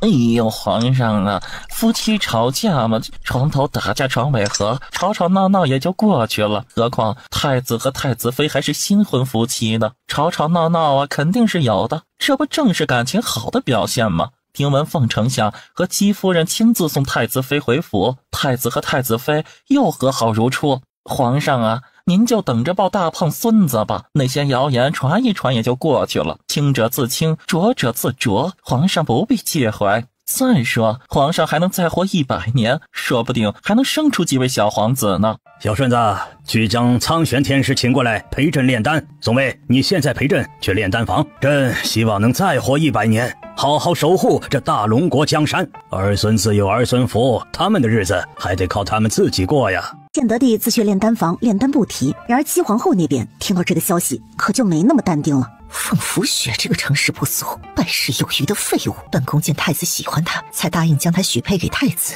没想到这个贱人如此无脑，竟敢当众诋毁太子圣誉。要不是凤丞相2个儿子手里握有兵权，本宫定会让太子休了这个贱人。一儿房中美人不断，若真有此事，需抓紧时间治疗，否则此事迟早有一天会泄露出去。若到了继承大统之时，恐被有些人拿来做文章。本宫一想起当年的事儿，便气得要死。他这毛病时好时坏，连御医也束手无策，不知暗中找了多少大夫，吃了多少药。那些从民间请来的大夫，为了一儿的声誉，都暗中做掉了。这些年来，你我都未曾查出当年之事到底是谁所为。若是让本宫查出蛛丝马迹，定会将之碎尸万段。哥哥，你说当年之事会不会是花沧海那个老东西所为？不可能是他，当年他还在西江城，他的手伸不了那么长。我一直怀疑乃是大皇子之母钟贵妃所为，毕竟当年大皇子乃是争夺太子之位炙手可热的人物。哼，当年你我好不容易让3个皇子互相斗死，为一儿铺好路。大皇子死后，萧贵妃一直在冷宫疯疯癫癫的。哥哥，老东西一直不将那个位置让出来，你说怎么办？一儿已经年满20岁，也该到继承大统的时候了。老东西一直让离王管理天道阁，天道阁眼线遍布大龙国各处，只有将天道阁抓在手中，才能逼上面让位。只是这天道阁如今在离王手中，甚为棘手。离王此人阴险狡诈，喜怒无常，且手段极其残忍。身后虽无家族支撑，却有一帮寒门子弟支持他。想要动他，除非我们能想出一个万全之策。此次春闱，我定会将暗中支持他的礼部尚书司空爵拉下马。礼部尚书那个老滑头一直不愿公开支持我们，着实可恶。幸亏本宫在野种小时候给他下过寒毒，并让一儿破了他的相，否则还不知他将如何欺负一儿。这次春闱，你务必想办法将支持他的司空爵干掉。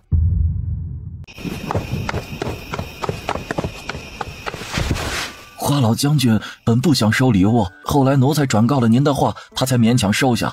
花老将军还说，让您以后不要再送那么多礼物过去。您和王妃恩恩爱爱的，比什么都强。王妃人呢？难道去花将军府还未回来？是的，王妃让人回来传话，说是在花将军府用过晚膳再回来。看天色，现在也是幼时末了，早已过了晚膳时间，为何凤扶摇还未回来呢？最近的长安城可不太平，这蠢女人该不会是在半路被人给拐走了吧？备马，本王去一趟花将军府，将那蠢女人给接回来。王爷，您忙了一天，这时才用晚膳，何不用过晚膳再去接王妃？否则等您回来，饭菜都凉透了。唉，有些女人就是麻烦。王爷以前哪会去关注一个女人啊？也不知道那个草包有什么魅力，让王爷如此牵肠挂肚。王妃，离王府到了，我扶你下来吧。一位美丽的少女伸出纤纤玉手搭在少年手上，从马车上跨下来。表哥，谢谢你送我回来，以后不要叫我王妃，叫我瑶儿就行。另外，外祖父的禁忌食物你要盯紧一些，千万不能让他吃啊，特别是酒，一定不能再喝了。辛苦你和洛洛照顾外祖父了，祝你春闱高中，榜上有名。多谢王妃关心，赶紧回去吧，满城告辞了。表哥一表人才，玉树临风，性情温柔，多好的男人啊！可惜原主有眼无珠，竟然喜欢太子那个没用的渣男。大好一段姻缘，就这么错过了，可惜，太可惜了。这蠢女人不会是看上了他表哥了吧？这女人果然是个花心大萝卜，见一个爱一个。王爷，你们这是刚刚从皇宫回来吗？好巧啊！哎，快看看我给你带了什么礼物。滚滚，快叫爹，以后他就是你的爹爹啦。滚滚，叫我爹？那坨黑色是什么玩意儿？总不会是蠢女人在外面与野男人的私生子吧？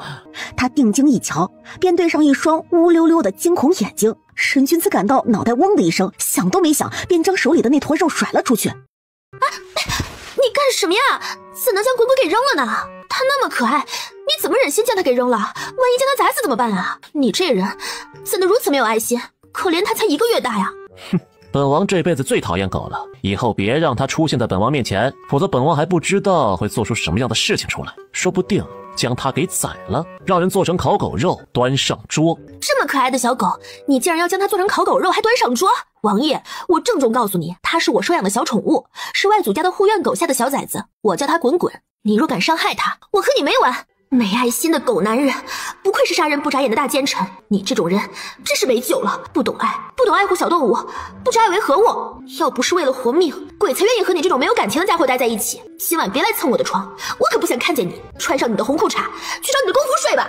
蠢女人，居然为了一只狗辱骂我！到底是狗重要还是我更重要？今天晚上我偏要和你一起睡，听一听你又在骂我什么坏话。整个离王府都是我的，我说了算。哼！来福，它叫滚滚，是我养的小宠物。王府又添新成员啦，麻烦你帮我准备一个狗窝，送到我住的琉璃轩。用木头搭一个小一点的木头房子，底部也垫上木头，木头上面垫一层软垫子。另外再准备一只食盆，一只水盆，方便滚滚休息、饮食和睡觉。这2个月能否每日帮我准备一点牛乳？滚滚还小，还没断奶呢。是，奴才这就去准备小房子，牛乳能买到。不过王妃，王爷一向不喜欢狗，所以王府一直未曾养过狗。您看滚滚要不要养在别的院子里？来福，王爷为何不喜欢小狗啊？难道他小时候被狗咬过？哎呦，具体奴才也不知道。奴才先去为滚滚准备小房子和牛乳吧。小瓜，你知道离王为何会讨厌狗吗？他刚才差点摔死滚滚，气死我了。滚滚的眼睛长得特别像我以前养过一只名叫滚滚的狗，我很喜欢。离王小时候被狗咬过，至今背上还留疤痕呢。他8岁那年被建德帝当成弃子，送往叶国当人质，在叶国期间因脸部毁了容而被叶国当成怪物看待。叶国有个公主喜欢养大狼狗，曾逼着离王学狗爬，否则便不给饭吃。离王宁愿饿死也不愿学狗爬，那公主便让大狼狗将离王咬得遍体鳞伤。也许因为这个，离王才会讨厌狗吧。他12岁那年，要不是花老将军打败叶国，出面将他领回来，可能至今他还在叶国做人质呢。小瓜，当年欺负离王的公主叫什么名字？耶稣主，难道你打算为离王报仇雪恨？对方可是叶国公主，大龙国的事情你都没搞定，你就别想着搞定叶国了。叶国皇室姓宇文，那个公主名叫宇文兰若。这叶国和大龙国呀，乃是宿敌，两国之间一向不对付。叶国对大龙国一向虎视眈眈，又加上大龙国皇帝不作为，所以离王想拯救大龙国，不是那么容易的事情。宇文兰若是吧，我记下了，若有机会，我定会让他生不如死，让他也尝一尝被恶狗撕咬的滋味。离王小时候受过那么多苦，还能如此坚强，真让人佩服。不管拯救大龙有多么艰难，我定会全力帮助他，绝不让叶国灭掉大龙国。凤扶摇竟然知晓我小时候发生的事情，真是的，还有什么是他不知道的呢？这个被异界灵魂附体的女孩，真是谜一样的存在呀。夜晚，凤扶摇躺在床上翻来覆去的睡不着，脑海中总是浮现出小小男孩被恶狗撕咬的凄惨情形。过了很久，沈君慈才爬上床，在一侧安静的躺下。凤扶摇抱着被子一动不动，假装睡着了。过了片刻，听到身边之人好像已经睡着了，便偷偷睁开眼睛看他。王爷，愿你经历苦难，向阳而生，逐光而行，克服一切困难，成为拯救大龙国的勇士，而不是遗臭万年的大奸臣。若大龙国灭亡，你我都会死，所以我们是拴在一条绳上的蚂蚱，一定要齐心协力啊！希望你变得越来越强大，因为只有让自己变得足够强大，那些伤害过你的人才会匍匐在你的脚下，尊敬你，仰视你。我会一直陪着你，直到你走上巅峰的那一刻。还有，我会尽全力得到去疤痕的药膏，帮你去除脸上的疤痕，让你取下面具，也会想办法帮你得到清除你体内寒毒的解药。我们一起努力吧，明天一定会更好的，加油！次日一大早，大龙国皇宫，皇上万岁万岁万万岁！众爱卿平身，这2日可有什么大事发生啊？马上便是春闱，长安城来了不少参加考试的学子，长安城务必加强守卫，让春闱顺利进行。微臣已加强长安城守卫，保证万无一失。听说离王抓到泄露考题之人，不知天道阁审问结果如何？为何迟迟不公布审问结果，而是藏着掖着？若因此而耽误春闱考试，离王担得起这个责任吗？哼，姬右丞相如此心急，何不亲自去审问？就算抓到人，也要给点时间审问不是？本王审问过了，那人交代泄露考题之事乃是受人指使。姬右丞相如此的着急，那人该不会是与姬右丞相有干系吧？你休有血口喷人，那人怎么可能与本官有关系？为何本官听说那泄露考题之人说考题乃从礼部尚书处泄露出来的？离王殿下，你怕不是想包庇某人吧？姬大人，你可以污蔑本王，但是别污蔑司空大人啊！天道阁讲的是证据，本王审问过那人，那人也确实交代了幕后之人。那人说了，是姬大人指使他这么做的。敢问姬大人，那人既然是你指示，你为何要陷害司空大人？司空大人为人刚正不阿，为大龙国鞠躬尽瘁，勤勤恳恳，大家有目共睹。姬大人怎么能够随随便便的便将屎盆子往司空大人的头上扣呢？不如你全都扣在本王头上算了，本王不嫌多。沈君慈，你莫要血口喷人！姬大人怎么会指使别人做这等龌龊之事？你若是不能胜任天道阁首领一职，干脆早点让出来，省得尸位素餐，身在其位不谋其事。离王殿下，饭可以乱吃，话不可乱说。醉酒之人的话岂能相信？那人一定是胡乱攀附啊！原来姬大人也知话不可乱说呀。太子妃还哭诉太子殿下不能人道呢，你是信还是不信啊？哈，反正当时本王看见太子妃哭的那是死去活来，差点就信了。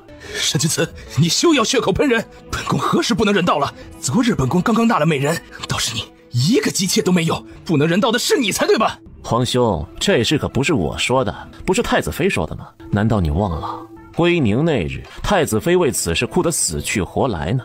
这事凤佐丞相还可以作证。你俩都给朕住嘴！此事以后不可再提。太子不能人道，怎会娶那么多妃子？太子以后定当谨言慎行，免得被人抓住把柄大肆宣扬。皇上，您还是将臣头上这顶乌纱帽给收走，让老臣回家养猪去吧。这小些人呐，红口白牙，污蔑老臣行事不端，这礼部尚书啊，真是做不下去了。哎呀，臣做不下去了呀！哎，姬爱卿，以后说话注意点，不可再开这种玩笑。司空爱卿，快快起身，朕是不会收走你那乌纱帽的。这礼部尚书一职，非你莫属。大家有事议事，无事退朝。父皇，儿臣还有一事禀告父皇。天道阁通过调查，发现西江城大将军李向风犯有通敌叛国之罪。沈君慈，李向风戍守西江城，一向兢兢业业，战功赫赫，怎么可能是通敌叛国之人？说话要讲证据，不能红口白牙，平白无故诬陷好人。李王殿下，西江城一向不稳定，这好不容易平定下来，那李相峰乃千经百战的大将军，怎么可能通敌叛国呢？你又来挑事，莫不是又想让西江城乱成一锅粥吧？子儿，此事可有证据？天道阁已查出证据，请父皇稍等。说罢，走到金銮殿外，将李相峰与副将周子通都带上来。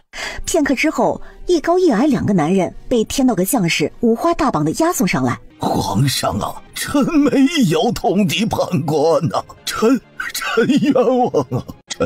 臣守西江城守得好好的，结果被李王派人偷偷抓了来。臣一向兢兢业业，怎么会通敌叛国呢？皇上，臣没有通敌叛国，臣也是冤枉的呀！皇上啊，一定是有人陷害我们，还请皇上明察。你们不是要证据吗？这些往来的信件便是证据。去年，李相峰与叶国以及西蛮部落勾结，他让西蛮部落攻打西江城，游说当时的花将军应战。西蛮部落将花将军夫妇带领的3万人马给引诱到了郊外。潜伏在远处的叶国军突然冒了出来，对花将军夫妇进行了围剿。可怜的花将军夫妻与我军3万人马尽皆惨死在那冰天雪地之中。此后，李相峰带领3000人马假装攻打叶国军，让叶国军撤退。李相峰因此而立了大功，被提拔为了西江城将军。皇上，臣真的冤枉啊！臣和花将军夫妇无冤无仇，怎么会陷害他们呢？野正如山，你还敢狡辩？你设计加害花将军夫妇，乃是因为他们查到了你与叶国偷偷交易铁矿的证据。我大龙国的铁矿只能由大龙国的朝廷出面交易，你一个西江城的将军，哪来的权力交易铁矿了？还有周子通，你多次代表李相峰与叶国之人接触，你曾与叶国皇子宇文无极见面，完成交易之事。若想人不知，除非己莫为。你们做过的事情自己还不清楚吗？你们到底是受何人指示啊？若是不老实交代的话，定会让尔等株连9族。李相峰、周子通，你们好大的狗胆！本丞相好不容易将你们培养出来，你们竟敢做出此等丧尽天良之事！朝廷将你们培养出来容易吗？你们怎能如此忘恩负义？难道你们不知通敌叛国乃是株连9族的死罪吗？皇上，这2人通敌叛国，罪无可赦，恳请皇上严加惩罚，以儆效尤。皇上，他们的背后定有幕后指使之人，否则给他们100个胆子，他们也不敢这么做。何不严刑拷打，让他们老实交代呢？将他们立刻拖下去斩了，9族之内尽皆斩杀，罪无可赦。皇上英明，万岁万岁万岁！皇上，花将军夫妇既是被冤枉的，何不为烈士证明？他们为了保护西江，保护大龙国，被叛国贼陷害惨死，英勇牺牲。恳请皇上为他们证明，以安慰忠烈之魂，安抚百姓之心呐！花将军夫妇为大龙国牺牲，留下2个孤儿，由年迈的花老将军抚养，过得甚是艰难。恳请皇上为花将军夫妇证明，给予他们应得的赏赐，以安慰忠烈之魂，安抚百姓之心。恳请皇上为花将军夫妇证明，给予他们应得的赏赐，以安慰忠烈之魂，安抚百姓之心。追加花将军忠勇大将军封号，花夫人一品诰命封号。这2人的俸禄由其后人领取享用。赏赐花将军府抚恤白银5000两，另赐加坟安葬2人。吾皇英明神武，万岁万岁万岁！皇上，如今西江城缺少戍守的大将军，儿臣倒是有一建议，不知可不可行。凤所丞相有2个儿子，凤福苏还有凤福景，在西江城当副将。他们2人品行端正，英勇善战，且在此次揪出叛国贼中立下了大功。不如就将凤福苏提拔为西江城大将军，凤福景为副将军。准，任命凤福苏为西域城大将军，凤福景为西域城副将军。爱卿们若是没事，便散了吧。太子和黎王留下，散朝。西江城之事到此为止，你俩都已娶了正妻，到了立业之时，兄弟之间要同心同德，才能让大龙国兴盛发达。以后有事互相商量，不可再吵来吵去。父皇老了，不知还能帮你们多久，以后这大龙国的江山是你们的。沈君毅和沈君慈对视一眼，两人眼底都带着深深的敌意。中午时分，凤扶摇给滚滚喂了牛乳，滚滚吃完牛乳之后，在院子的草地上上蹿下跳。嘿嘿，我夫君真好看，若治好脸上的疤痕，取下面具，会不会将我迷死啊？戴着面具都这么帅，好想扑倒他呀！王爷今日回来的这么早，可是有事？有件事我要告诉你一声，天道阁经过调查，发现西江城大将军李向峰有通敌叛国之罪。去年他与叶国勾结，设计害死了花老将军的儿子还有儿媳。因为花将军夫妇掌握了他通敌叛国以及贩卖铁矿的证据。后来在你兄长凤福苏还有凤福景的帮助下，我们取得了证据，并且抓住了他。李向峰与副将周子通如今已被斩首。皇上下令追封花将军忠勇大将军封号，花夫人一品诰命封号。他们的俸禄由其后人领取享用，赏赐花将军府抚恤白银5000两，另赐家坟安葬2人。赏赐明日便会到达花将军府。花老将军与我有恩，我也算是给他了一个交代了。另外，在我的建议之下，你兄长凤福苏任命为西江城大将军，凤福景则任命为西江城的副将军。大概过段时日便会回长安城述职，到时你便能见到他们了。你2位兄长如今戍守西江城，你无需担心。王爷，谢谢你啊，考虑的真周到。我代外祖父和舅舅舅妈谢谢王爷。舅舅和舅母在天之灵终于能得到安慰了，外祖父悲伤的心也能稍稍好过一点。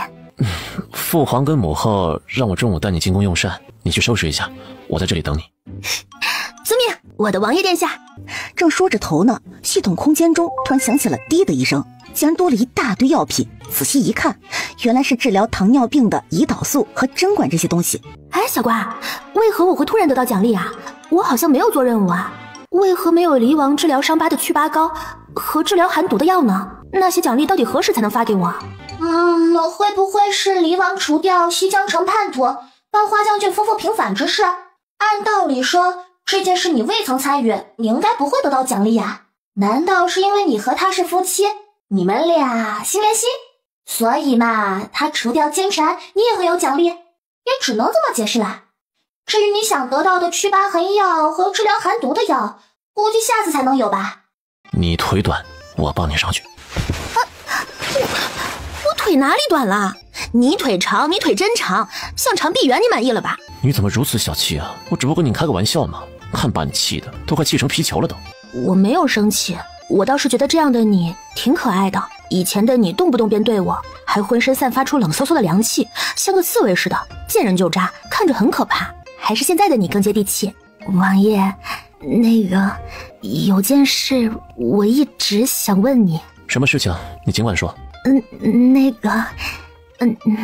就是自从那天晚上我们一起喝醉酒，你对我的态度便发生了极大的变化。是不是我把你给睡了？那天你喝醉了，抱着我叫我滚滚，说我是你养了一条狗。你呢还跟我说了一夜的胡话，让我不要随地大小便呢。我们俩总之什么都没有发生。老天爷呀，原来我并未将它攻略下来啊！难怪我第二天醒过来身体一点感觉都没有。我到底何时才能将它攻略下来呢？也不知他对我态度转变到底是什么原因啊？难道这傻丫头所说的攻略便是将我给睡了啊？这就尴尬了。行了，皇宫到了，我们下去吧。今日的午膳乃是家宴，你、我、太子、太子妃、皇上、皇后等参加，你不必紧张啊。就算这次没睡成，下次还有机会，别泄气。这家伙哪怕脸上戴着半张面具，也好看得不得了。希望能在你寒毒发作前帮你弄到解药。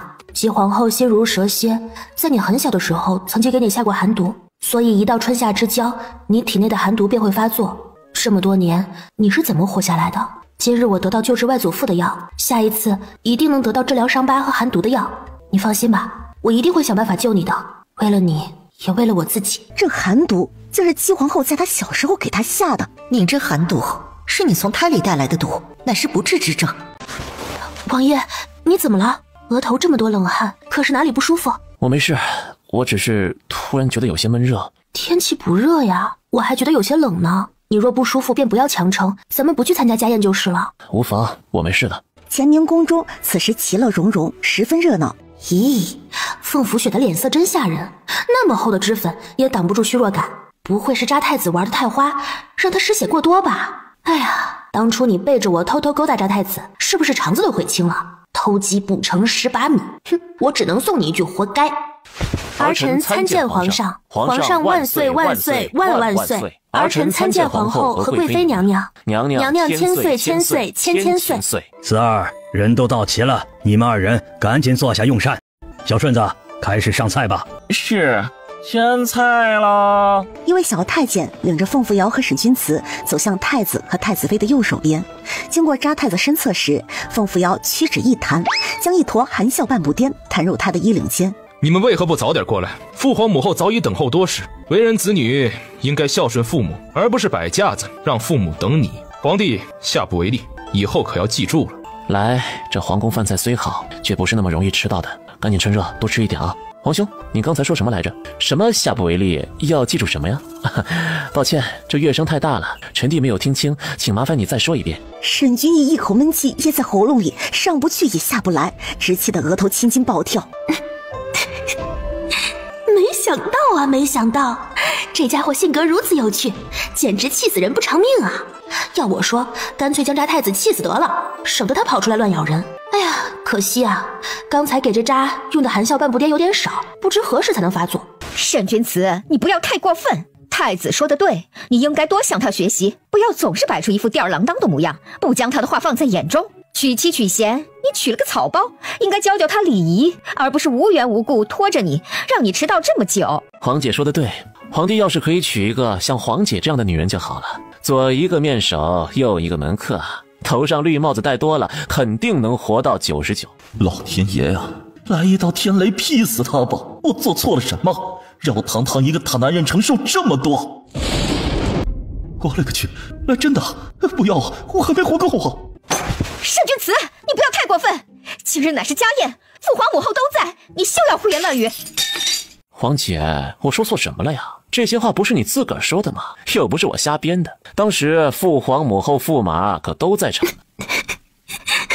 皇上，您看，慈儿又在胡言乱语了，这孩子怎么回事啊？怎能如此让人不省心？他皇兄皇姐不过和他讲讲道理，他便出口伤人，这性格也太古怪了。还好他不是太子，若是太子，以后怎么管理一个国家？唉，真是让臣妾这个当娘的操碎了心。慈儿，你皇兄和皇姐也都是为你好，你何必出口伤人？母后经常教育你，做人要宽容大度，不能斤斤计较。你总是不听，你这样的性格，以后是要吃亏的。因为他不是你生的，所以你不心疼他，所以你偏心亲生的几个人渣。到底是谁出口伤人啊？哼，你还真是能睁着眼睛说瞎话。扎太子才是最不应该继承皇位之人，因为他心胸狭隘，目光短浅，最重要的是，他不能人道，还是个变态。哼，傻丫头，这些话千万不能说出来，你会掉脑袋的。母后教训的是，儿臣记住了。希望皇兄与皇姐也能记住母后的话，不能斤斤计较，得饶人处且饶人。以后别人打你的左脸，一定要把右脸送过去让他打，这打着打着也就习惯了，千万不可以斤斤计较哦。我不是这个意思，这个野种是几个意思啊？竟敢当众嘲讽我，让我下不来台。母后，儿臣还那么小，皇兄比儿臣还要大2岁，为何不送皇兄去燕国当人质，偏偏送儿臣去？儿臣不想去，母后还是让皇兄去吧。你这个恶毒的狗东西，你容貌缺陷，又有寒毒，既与皇位无缘，又不知何时会毒发身亡。你是男子汉，为大龙国做贡献，乃天经地义之事，怎能如此胆小怕事，畏畏缩缩？既然母后让儿臣去，就算赴汤蹈火，儿臣也要去的。儿臣走了，母后保重身体，儿臣不知能否活着回来，孝敬母后。若是回不来，还请母后不要生儿臣的气。哎呦，这家伙简直就是外交官的口才啊，嘴巴跟淬了毒似的，主打一个无差别攻击，喷谁谁死。哼，这口才，这颜值，这沉稳的气势，简直就是天生的帝王啊！哎，看你把那个毒妇给气的，咋不气死他呢？太爽了！加油加油啊！我挺你啊！离王殿下真乃妙人也，不愧是皇上的儿子，妙语如珠，口才一流，让人忍俊不禁。你们母子几人真有趣，好让人羡慕呢。姐姐为何一直责怪离王殿下，好像他不是你亲生的似的？慈儿在叶国待了几年，口才练得不错。哎呀，你们3人乃是亲兄妹，不要一见面便像斗鸡似的斗来斗去。慈儿，你该对你母后客气些，不要动不动便气她。哎，饭菜都快凉了，大家都好好用膳，别吵了。哼，天下有这么恶毒的母后吗？毁容下毒虐待无所不用其极。要不是你儿子福大命大，怕是早已死在叶国了。狗皇帝将儿子派到叶国当人质，是不是还挺自豪的？俗话说得好，有了后娘就有后爹，果然至理名言。王爷，你别怕，我会一直支持你的。皇上，慈儿和叶儿都已经长大成亲，臣妾感到十分欣慰。臣妾希望他们能尽快让臣妾和皇上抱上孙儿，让皇室儿孙满堂。您看，叶儿还娶了几个侧妃，纳了几个美人，而慈儿呢，如今只有一个王妃，看上去还傻乎乎的。臣妾每每想起，便彻夜不能眠，总觉得对她照顾不周。皇上，您看不如这样，将下面跳舞的8个舞姬都赏给慈儿如何？让他们侍奉慈儿，这样离王府也能热闹一些，也能多为慈儿开枝散叶。慈儿当初才8岁年纪，便肩负使命前往叶国当人质，臣妾每每想起，便夜不能寐，心疼如刀绞。我呸！恶毒老太婆真是老母猪戴胸罩，一套又一套。要不是我知道真相，差点就信了这个毒妇。这些舞姬都是伺候过皇上的人，肯定有人被老皇帝睡过。你将这些女人塞给离王，到底是对离王好，还是千方百计想羞辱他？此事若是被那些八卦官员知道了，唾沫星子都能将离王给活活淹死了。一定会有言官骂离王不知廉耻，连父亲的女人都睡。我的王爷呀，你可千万别上他的当啊！这些女人不能要，不能要啊！赶紧拒绝。姐姐考虑的太周到了，妹妹都快被姐姐感动哭了。皇上，赶紧将这些美人赏给离王殿下吧，让这些美人多为离王开枝散叶，让皇上早点抱上孙儿。好好好，那就将这些美人都赏给慈儿吧。谢皇上隆恩，皇上万岁万岁万万岁！父皇，求您将儿臣贬为庶民，让儿臣去边疆放羊吧。你说什么？你让朕将你贬为庶民，去边疆牧羊？吾儿何出此言？哼，得了便宜还卖乖，得了这么多美人，你还不满足，还哭着喊着要去边疆放羊，真是不要脸。就是，一下子收了这么多美人，高兴还来不及。你有什么好委屈的？本公主最讨厌看见你那张虚伪的脸。母后一心为你好，别给脸不要脸。难道你还想要更多？我去，这家伙演技炸裂啊！奥斯卡缺你一个小奸人呢，硬刚绝对不行，所以不如婉拒。还真是个机灵鬼。哎呀，怎么办呢？越来越喜欢你了。不过你会如何拒绝昏庸的老皇帝，而又不得罪他呢？父皇，这些美人都是伺候过您的女人，父皇的女人，儿臣怎能收入房中啊？这要是传出去了，这言官将如何看待儿臣？如何看待父皇？如何看待我大龙国皇室呢？这不是让父皇还有皇室的脸上蒙羞吗？这样大逆不道之事，儿臣万万做不出来，所以还请父皇收回成命。父皇若是不收回成命，那还是把儿臣贬为庶民，让儿臣去边疆放羊吧。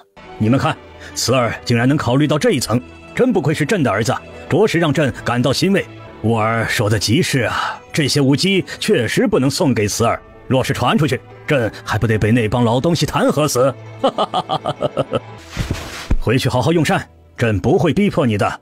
哎呀，此事乃是本宫考虑不周了。慈儿，本宫另外再帮你选几个美人送过去吧。离王府冷冷清清，多几个人伺候着，本宫更能安心。妈的，这毒妇不塞几个美人过去，是不是浑身难受啊？嘿嘿，苏哲，这你就不知道了吧？离王体内有寒毒，不能近女色，否则寒毒便会加重，让他一命呜呼的。姬皇后千方百计让他成亲娶你，又想塞美人给他，就是为了让他早死呢。我明白了，难怪他只近男色不近女色，做断袖还只能做寿服，因为近女色会让他一命呜呼。这家伙真是放屁扭了腰，倒霉透顶啊！什么只近男色不近女色？放屁扭了腰，倒霉透顶？他脑袋里装着的都是豆腐脑吗？这母后不必费心另选美人，儿臣消受不起。儿臣一到春夏之交，便会寒毒发作，生不如死。御医告诫儿臣需静养，忌操劳，否则病症会加重的。母后不如多选几个美人送给皇兄，让皇兄早日的为父皇母后诞下小皇孙。本宫就不需要皇帝你操心了，还是多操心你自己吧。母后千方百计为你着想，只可惜有些人偏偏不识抬举，非要伤母后的心，做个不孝逆子。皇帝啊，皇兄说的不是你，真的不是你，你可千万别往心里去。我知道皇兄说的是臣弟，臣弟感激不尽，臣弟定会向皇兄学习，争取早日治好身体，多纳一些姬妾美人。不过美人太多也烦恼，皇兄需多保重身体，万万不可操劳过度，免得街坊邻居又传出皇兄不能人道的流言蜚语，为皇室蒙羞啊！你沈君慈，你什么意思？本宫何时不能人道了？何时不能人道了？皇兄何时不能人道？这个只有皇兄自己最清楚，臣弟怎会知道呢？你这个混蛋！哎呀，我的肚子，我快笑死了好吗？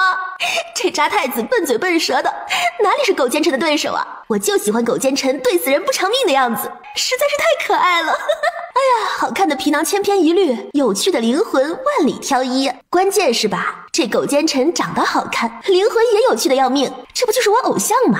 加油冲，我会和你站在一条战线上的。不过渣太子身上的含笑半步癫为何还不发作呢？难道是用的药量不够？下次一定要用多一点。小二，吃饱了吗？来，多吃一点。慈儿，你是怎么和你皇兄说话的？太子为皇室蒙羞，难道你就很光荣吗？本宫恨不得将心都掏出来给你，你为何如此冷血冷情？儿臣不需要母后把心掏出来给儿臣。再说了，母后也从未把心掏出来给过儿臣。皇兄会不会为皇室蒙羞，那不是儿臣可以控制的。你这个逆子，本宫拿你没办法了是吧？哎呀，小贵妃啊，朕吃得太饱，你陪朕走一走消消食。是。有趣，太有趣了。含笑半步癫终于发作了，死渣男，让你欺负我偶像，你就等着出丑吧。哦，这蠢女人的含笑半步癫到底有何作用？哎呦嘿，我的仙女姐姐下凡来，下凡来！美人们，来来来，跟着我唱，跟着我跳，我们一起找快乐。你就是天边的云彩，我天天追着你想要爱，爱你爱你，我的小乖乖。皇上，臣妾好怕！太子殿下这是怎么了？为何突然发癫？不会是喝酒喝多了，当众耍酒疯吧？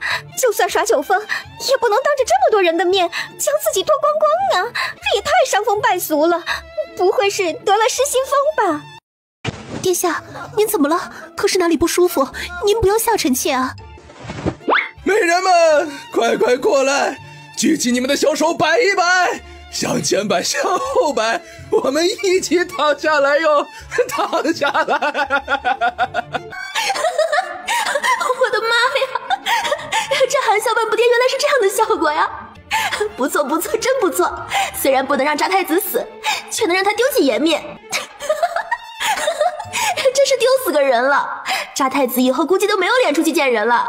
我的王爷殿下呀，我只能帮你这么多了。我的儿，你这是怎么了？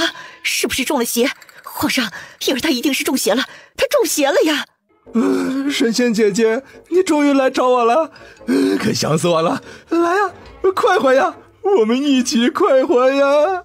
皇上，婴儿他真的中邪了，他连臣妾都认不出来了，怎么办？这可怎么办呢？若是婴儿有个三长两短，臣妾也不活了。宣太医，快宣太医！是，奴才这就去请太医。片刻后，领着一位须发皆白的老太医宋思邈哼哧哼哧地跑了进来。爱妃，你可算来了，本宫想死你了。太子殿下，是下官宋思邈啊，您哪里不舒服？爱妃，你不要走，本宫不要你走。皇上，婴儿病得这么重，这可怎么办呢？小顺子，去将苍天玄师请来，让他看看是怎么回事。苍玄天师很快赶了过来。太子殿下，臣得罪了，将太子殿下抬到床上去，我想为他仔细检查检查。他不会看出我是从异世穿越来的孤魂野鬼吧？会不会查出我空间中的那些东西啊？若是查出来，会不会让人将我烧死啊？完犊子了，有点害怕，怎么办啊？不怕，有我在。父皇，皇兄身体不适，请太医为他好好医治，儿臣先行告退。你们先回去吧，此事不必对外宣扬。发生何事了？你们都怎么了？本宫刚才不是在饮酒吗？吾儿，你刚才忽然犯病，不受控制唱歌跳舞，就连母后也认不出来了。你刚才到底怎么了？可否身体不适？快让宋太医帮你检查检查。殿下，您刚才不知怎么了，连臣妾和母后也认不出了。您身体可是哪里不舒服？是不是饮酒的缘故？母后，儿臣没有哪里不适啊。宋太医上前仔细为沈君逸把脉。哎呦，这奇怪呀，太奇怪了，刚才殿下脉象稳落，现在却平稳如初，貌似已无大碍，想必乃饮酒所致。下官为殿下开服药方，殿下仔细调理几日，便会恢复如初。别急，本天师来为殿下看看。风扶摇和沈君慈在一旁看着，并未离去。风扶摇就想看看这个天师到底能检查出来什么东西。本天师查看，太子殿下似是被孤魂野鬼缠上。今晚本天师会做法将那孤魂野鬼给驱走，还请皇上和娘娘不必担心。啊，妈呀！狗天师不会真能查出来我是意识来的孤魂野鬼吧？万一他做法将我驱离这具身体怎么办啊？那我岂不是真的成了孤魂野鬼？哎呦，完犊子了，完犊子了！这可如何是好啊？如此，便劳烦苍玄天师帮伊尔好好看看。伊尔今晚就留在皇宫，免得回去后再次犯病。是。伊尔一向好好的，怎么会被孤魂野鬼所害？定是有人用巫蛊残害伊尔。此事能查出来吗？若让本宫查出是谁所为，定会将他碎尸万段。沈君慈，老实交代，这事儿是不是你干的？否则太子好好的，怎么会突然得失心疯？这事一定是你干的，就算不是你，也和你脱不了干系。父皇，求你赶紧将这个残害兄长的家伙给废了，天道阁不能交给他来管，应该交给太子管理。哼，本王又不是孤魂野鬼，如何加害皇兄啊？哎，这欲加之罪，何患无辞啊！说话可是要讲证据的，你们大可请苍玄天师查清楚再说话。你们这动不动的便把屎盆子往皇帝的身上扣，居心何在呀？父皇，儿臣被人冤枉，还请父皇明察。若连父皇也认为是儿臣所为，那便让儿臣去边疆放羊吧。都不要吵了，不要一点点的事便相互指责。慈儿管理天道阁，朕很放心。事实的真相到底如何？苍玄天师今晚自会查出结果。太子和太子妃留下，好好陪陪你们的母妃，其他人就都散了吧。今日之事不可外传，若让朕发现有人传了出去，定会饶不了他。朕罚了，萧贵妃陪朕回上清宫休息。是皇上。本宫由后脑勺都知道，此事定是沈君慈那个狗杂种所为。他用巫蛊之术让伊儿出丑丢脸，真是气死本宫了。这个忘恩负义的狗东西，亏得本宫从小将他抚养长大。他不但不懂得感恩，还处处和伊儿作对，如今更是不将本宫放在眼里，言语不敬，毫不知礼。本宫咽不下这口气，不行，得想个法子教训教训他才好。母后打算如何对付他？父皇如今对他处处偏袒，儿臣总不能当着父皇的面把他给宰了吧？这个王八蛋处处与儿臣作对，总有一天儿臣会让他死无葬身之地。母后不必因这些小事气坏了身子。其实母后若是想要教训他们，臣妾倒是有个法子。雪儿有什么好建议，不妨说来听听。你是太子妃，也是伊儿的表妹，和伊儿夫妻一体，理应多帮他出谋划策，多为他想想办法。太子被人欺负，你的脸上也无光彩。离王对太子之位虎视眈眈，且对太子殿下极不客气，根本未将太子殿下放在眼中。臣妾看在眼中，亦是十分气愤。今日他让太子殿下突发风症，丢尽颜面，有苦难言。离王对母后亦并无半分尊重之意，并无身为儿臣的孝心啊！母后的目的无非就是打压离王，我让他好过。臣妾以为离王身边尚无任何姬妾，这与理不合。既然离王不愿接受母后为他挑选的美人，母后不如选些美人送给离王妃，就说乃是母后体谅离王妃持家辛苦，帮他找的帮手。离王妃乃母后的儿媳，理应尊重母后安排。他胆敢赶走这些美人，便是不孝。如此一来，这些美人便能顺利留在离王府，也能帮助母后监视离王和离王妃的一举一动。不知母后觉得臣妾这个建议如何？